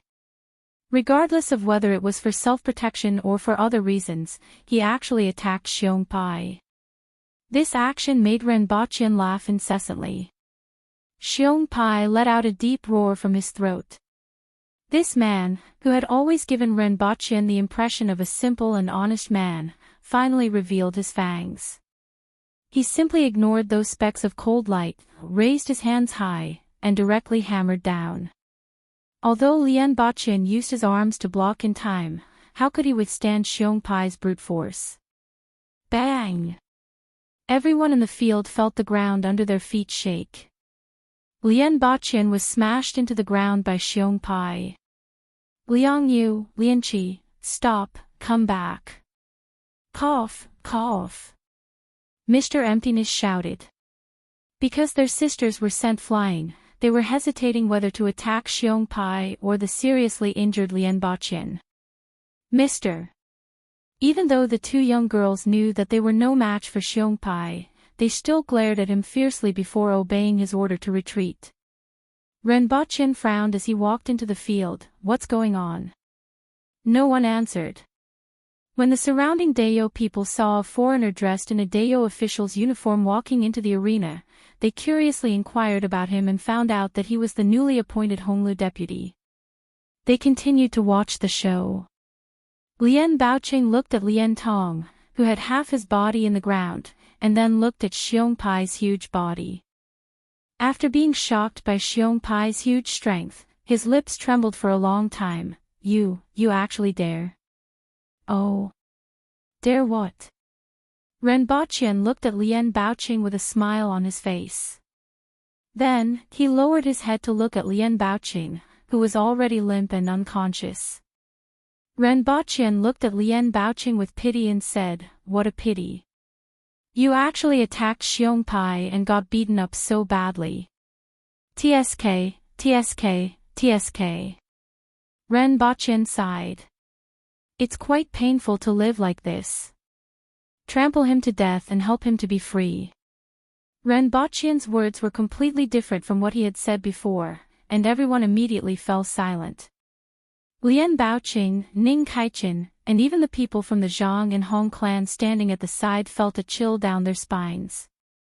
They suddenly felt that this Honglu deputy, who looked easy to bully, was actually a vicious wolf who would devour people without spitting out the bones. How dare you! How dare you! I'll kill your entire family. Lian Baoqing jumped up as if his tail had been stepped on and clamored at Renbachian. Xiong Pai had a few bloody scars on his body, but he acted as if he didn't feel them. Just by looking at the hideous scars on his body, one could guess that this kind of injury had almost no effect on him. Renbachian grinned, revealing a mouthful of white teeth. He lifted his leg and stepped on Lian Baoqing's exposed chest. Kacha! First, Xiong Pai's bones shattered. Then, like a water bag being stepped on, fresh blood spurted out from his 5 orifices. Renbachian suppressed the disgust in his heart and revealed a calm and unruffled smile. He looked at Lian Baoqing and said, attacking an official of the Honglu Bureau in Dayo. You guys are really gutsy. Do you think there's no one capable in Dayo? Seeing Renbachian smile, even Lian Baoqing, who had a lawless temperament, felt his heart tremble. Following which, his heart was filled with rage and endless humiliation. That's his normal reaction after being attacked. Lian Baoqing squeezed out these few words from the gaps of his teeth. Ever since he was young, he could do whatever he wanted to do. He had never been humiliated like this before. The rage in his heart was about to ignite his entire body. If it wasn't for Renbachian's words that woke him up a little, he would have already gone crazy. Xiong Pai's reaction is also normal. He was stomped to death by your order. Lian Baoqing felt as if his heart was on fire. He felt like he was going to explode in the next moment. There must be a punishment for attacking an official, isn't there? Otherwise, if anyone did this for no reason, where would the dignity of Dayo be? Renbachian smiled and walked in front of Lian Baoqing. The surrounding Dayo people all laughed. They felt that this Honglu Bureau deputy who looked like a foreigner was a good person and they liked him very much. This time, I'm here to participate in the birthday celebration of the Dayo Emperor. I've brought a gift with me. I'll definitely report your actions to the higher-ups. My great Xiao's envoy will also inform your emperor. Lian Baoqing's face was flushed and his eyes were bloodshot. His mind was spinning quickly on how to kill this bastard in front of him. Not only did he have to die, but his entire family had to die as well. Renbachian touched Lian Baoqing's cheek. This action made the surrounding people feel disgusted. Therefore, before that, you have to be careful and don't commit any more crimes. Otherwise, I'll throw you into prison and the gift you brought will still belong to Her Majesty. However, by then, you might not be the one to send it to the Emperor. As for the rest, you can do whatever you want. Renbachian laughed. Renbachian's words made Lian Baoqing feel as if a basin of cold water had been poured over him from head to toe. Renbachian walked back to the center of the square and said, I don't care how this incident happened today. I hope that all of you and the people who will come after you know that no matter what your status is in your own country or how tyrannical you usually are, you have to remember that this is Dayo. Whether you are a dragon or a tiger, you have to crouch down.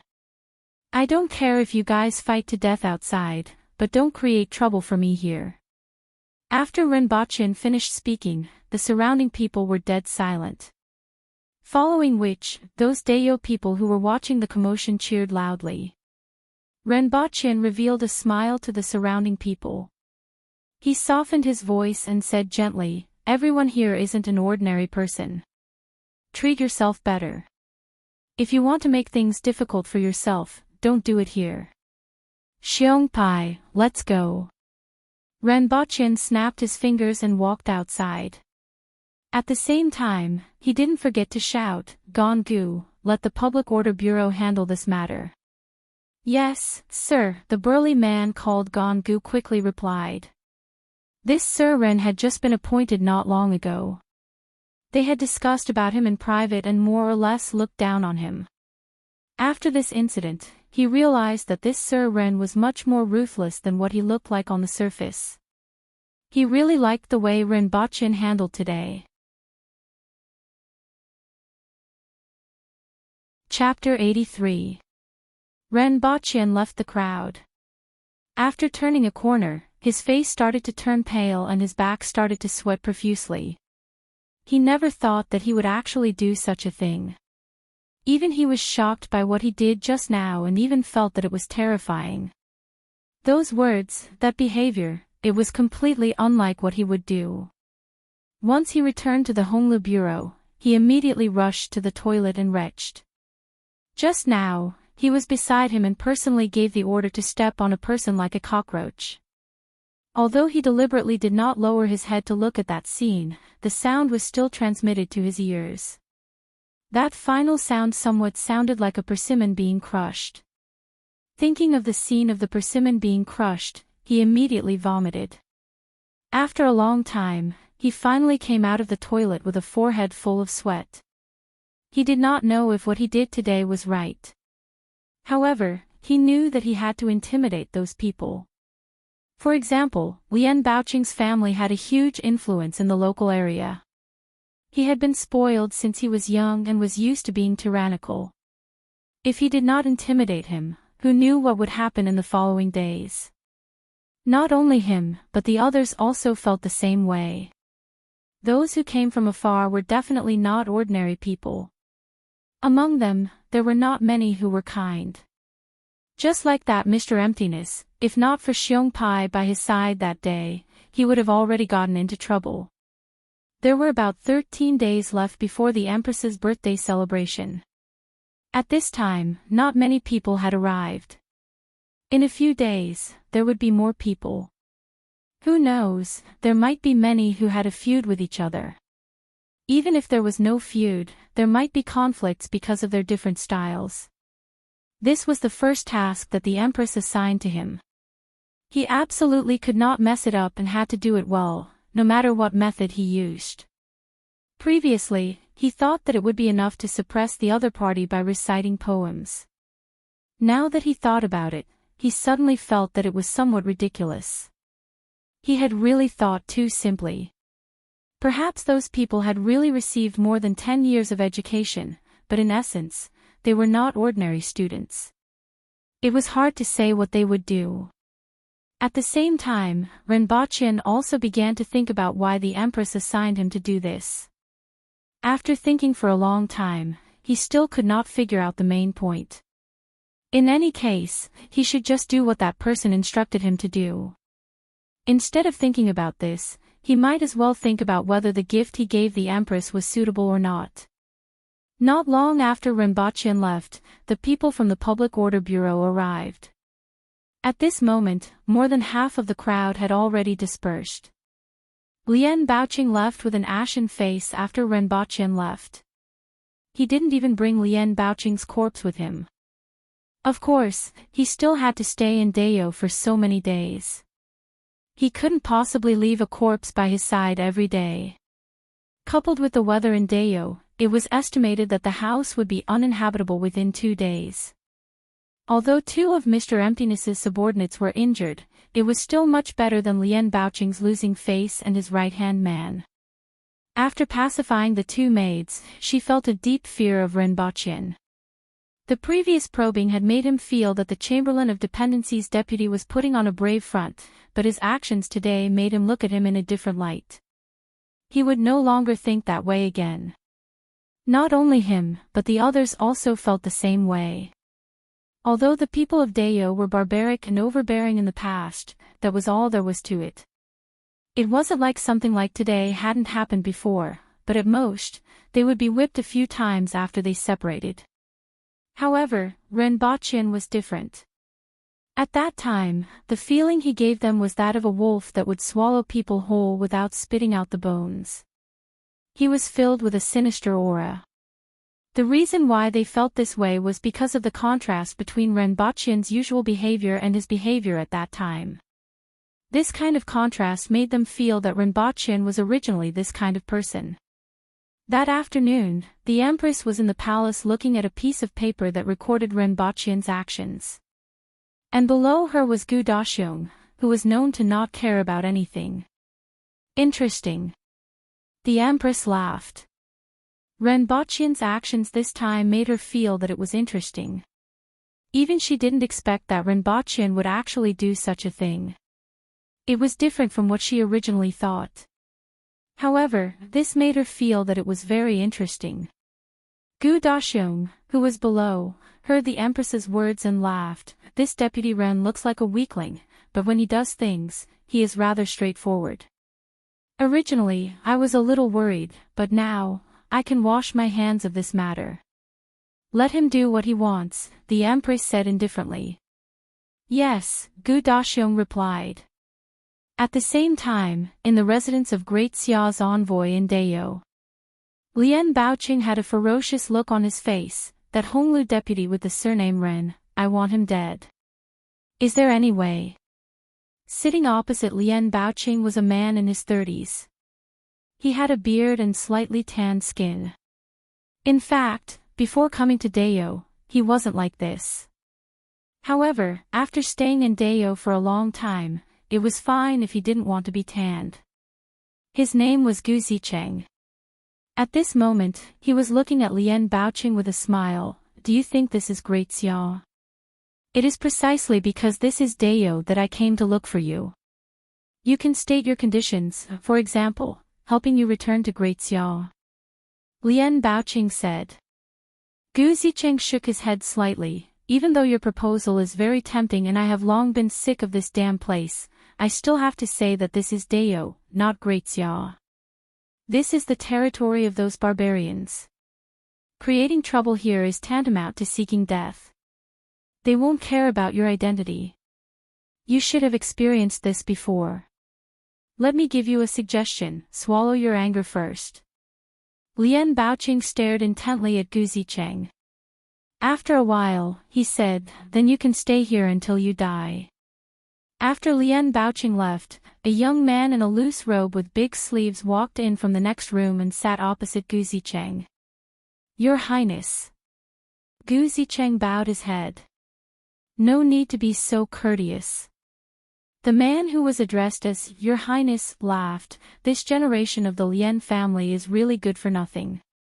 Each of them is worse than the other. He was the 7th prince of Great Xia.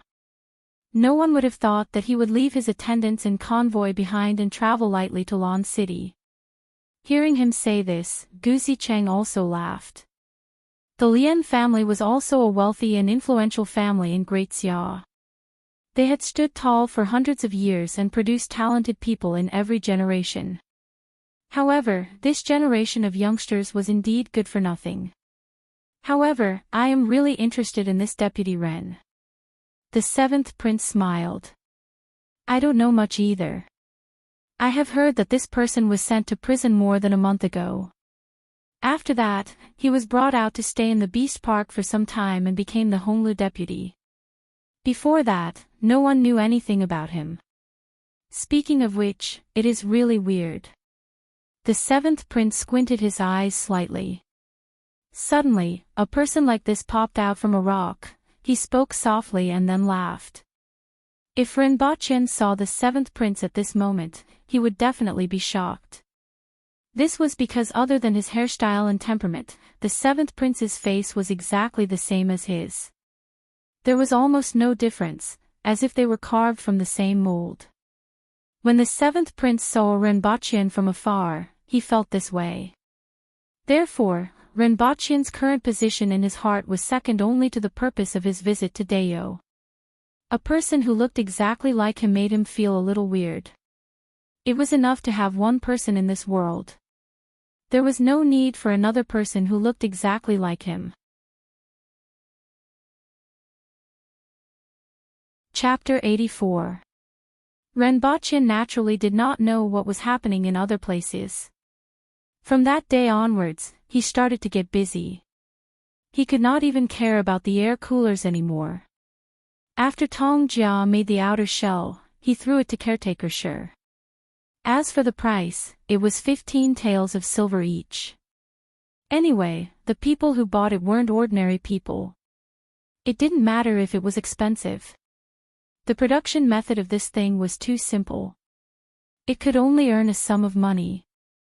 As long as it was sold, there would definitely be imitations. Although Dayo people weren't good at doing business, they weren't stupid. They just needed to find someone to make this thing. Almost all the money was under their feet. They would at least know how to bend their backs. Even if Dayo people were really stupid, there were still merchants from other countries. Ren Baqian's mind wasn't on this.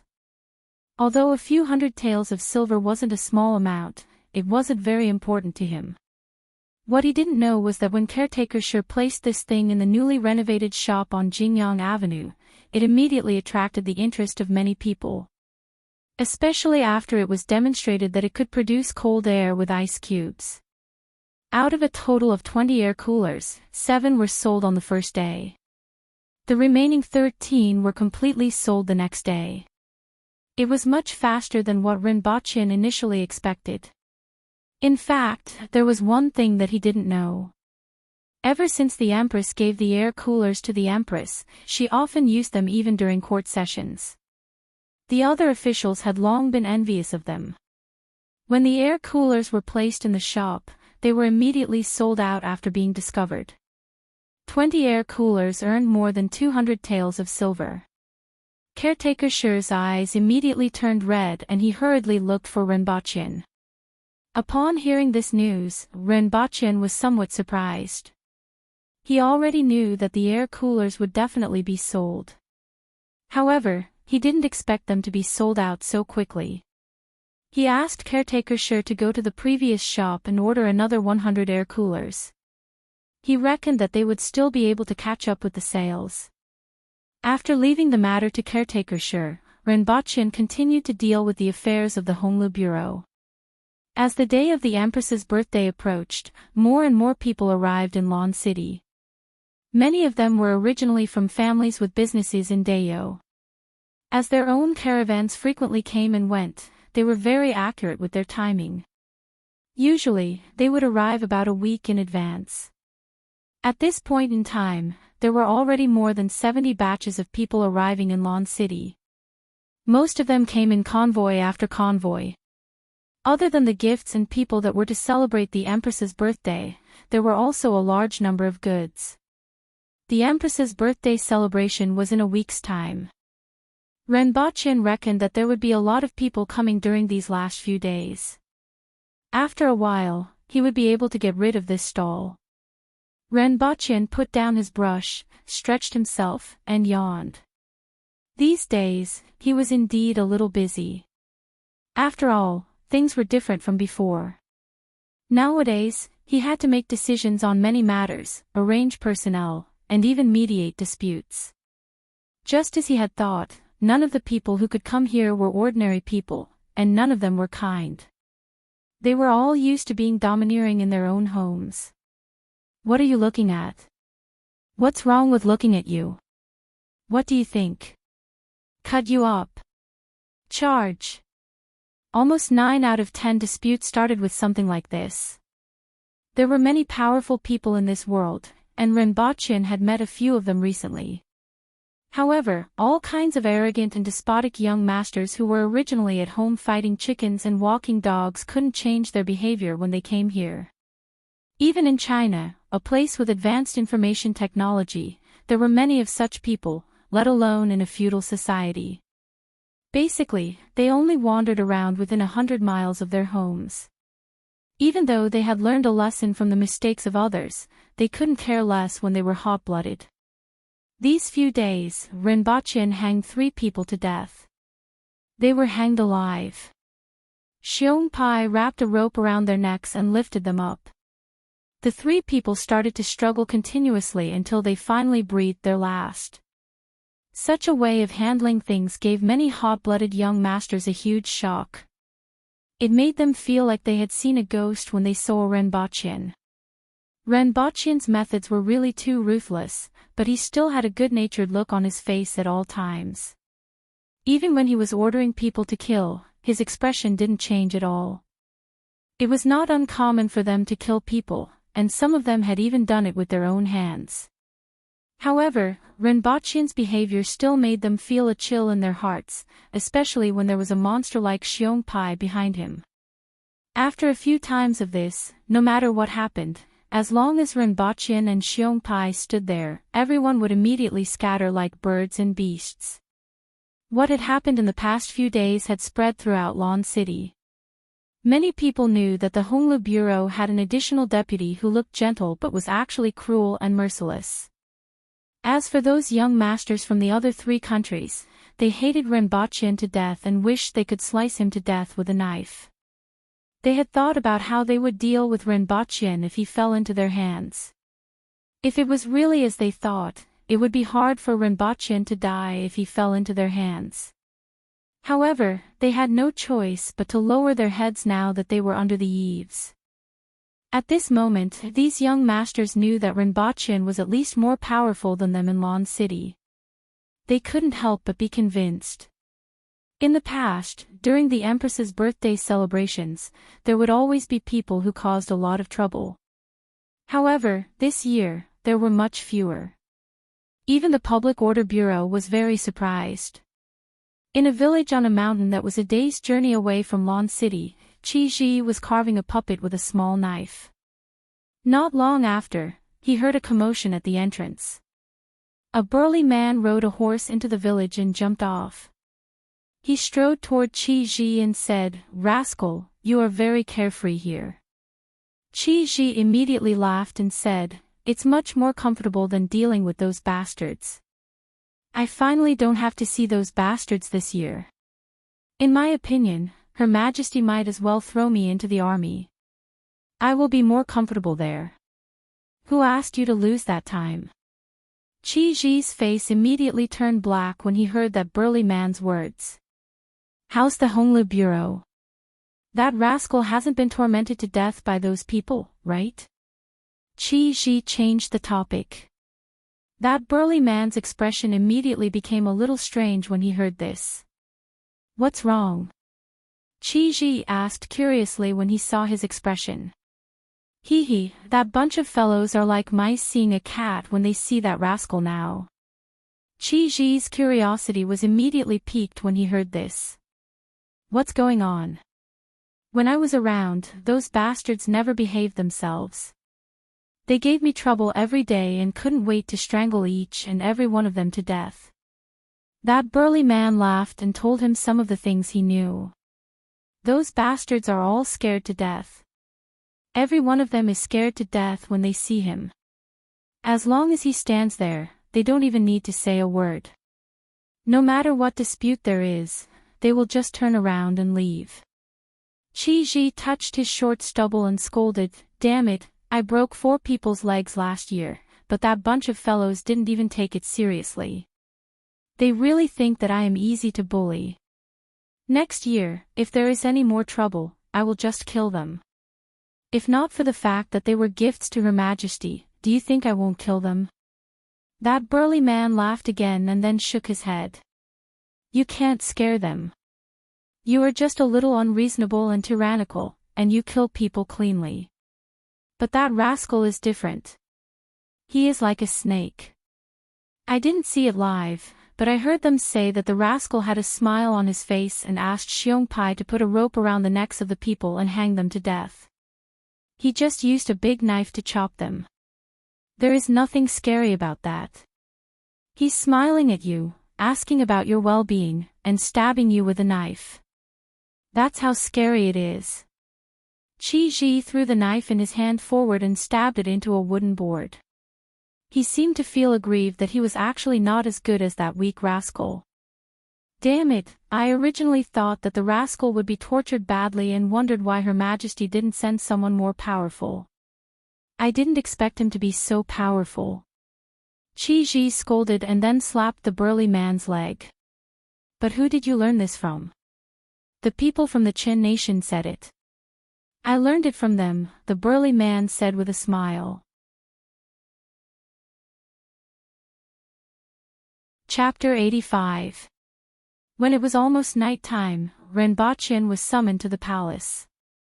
Once he entered the palace, he saw the Empress dressed in red muslin standing in front of a table. On top of the table was a painting. "Greetings, Your Majesty," Renbochin greeted. The Empress turned around and sized up Renbochin. Then, she nodded her head and said, "I haven't seen you for a few days. You look more like you now. Since I am working for Her Majesty, I have to look presentable. Otherwise, I will embarrass Her Majesty," Renbochin said. "Well said and well done," the Empress praised. "As long as Your Majesty doesn't blame me for acting rashly. If you were afraid, you would have come to beg for forgiveness long ago." The Empress curled her lips. "These days, I have been wholeheartedly thinking about completing the task Your Majesty has given me. How could I care about anything else? Even if Your Majesty really wants to blame me, I have to settle the matter first," Renbochin quickly said. Once again, the Empress shifted her gaze from the painting to Renbochin. "If you are telling the truth, I will be very happy. Of course it's the truth. I don't dare to hide anything from His Majesty. I will speak my mind." The Empress was non-committal. She would be a fool if she believed everything that Renbochin said. Renbochin was naturally aware of this. However, no matter how many times he tried to flatter someone, flattering them more and showing his loyalty would always bring him a lot of benefits. It was just a few words, nothing more. He felt that if he had been as smart and quick-witted as he was now, he wouldn't have been so miserable. The Empress turned around and returned to her couch.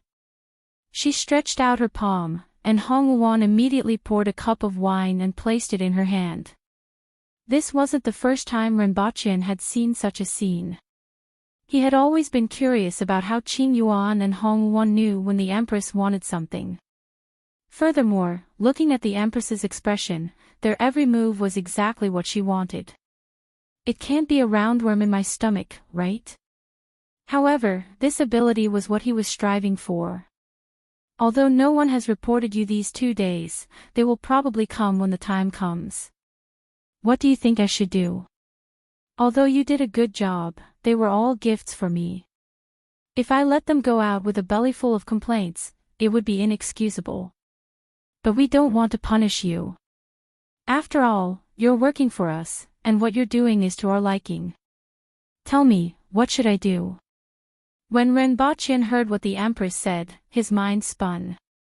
There seemed to be only one path in front of him: admit your guilt and accept the punishment. Even though the Empress wouldn't really punish him and was just saying it to test his thoughts, Renbochin knew that the Empress wouldn't punish him. If she were to be punished, the Empress would lose face. He worked for her, but in the end, he had to take the blame. When had the Emperor of Dayo ever done such a thing? Dayo had always given people the impression of being rude and overbearing. He had never cared about what others thought. Renbochin raised his head and said to the Empress, "With Your Majesty's dignity, why would you care about the opinions of others, let alone those thieves and rascals? Will His Majesty give them an explanation?" After hearing Renbochin's reply, the Empress revealed a smile on her face. Soon after, she burst into unbridled laughter. Her red lips were on fire. At this moment, the feeling that the Empress gave him was like a ball of flame, unbridled and flamboyant. "Hongwuan, give storyteller Ren a glass of wine." Renbochin gulped down the wine in her cup and laughed heartily. Renbochin took the wine cup. Just by smelling it, he knew that it was strong wine. He raised the cup with both hands and said, "Thank you for the wine, Your Majesty." After finishing his sentence, he drank the wine in one gulp. A scorching heat flowed into his stomach. "Well said. Why would I care about the opinions of others when I do things?" The Empress praised. "Your Majesty is well versed in both literature and martial arts. No matter what you do, you have your own limits. Naturally, you don't need to care about what others think or say." Renbochin knew that his words had touched the Empress's heart. He immediately struck while the iron was hot. After the Empress laughed out loud, she raised another cup of wine and poured it into her mouth. There are 4 more days before the great hunt. Inform them that they can bring along a follower. Report the name list in 2 days. Ren Baqin was slightly stunned. Great hunt. He had never heard of this before. When the time comes, you have to perform well and don't embarrass me. All right, you can leave now. Yes, Your Majesty. Ren Baqin pondered as he left the palace. What was going on with this great hunt? Furthermore, Her Majesty wanted him to participate. It seemed like he had to find someone to ask. After returning to the Beast Park, Ren Baqin immediately went to look for Caretaker Sher. He saw Caretaker Sher holding a stone padlock at the entrance of the house and moving it up and down. No wonder Caretaker Sher had muscles all over his body.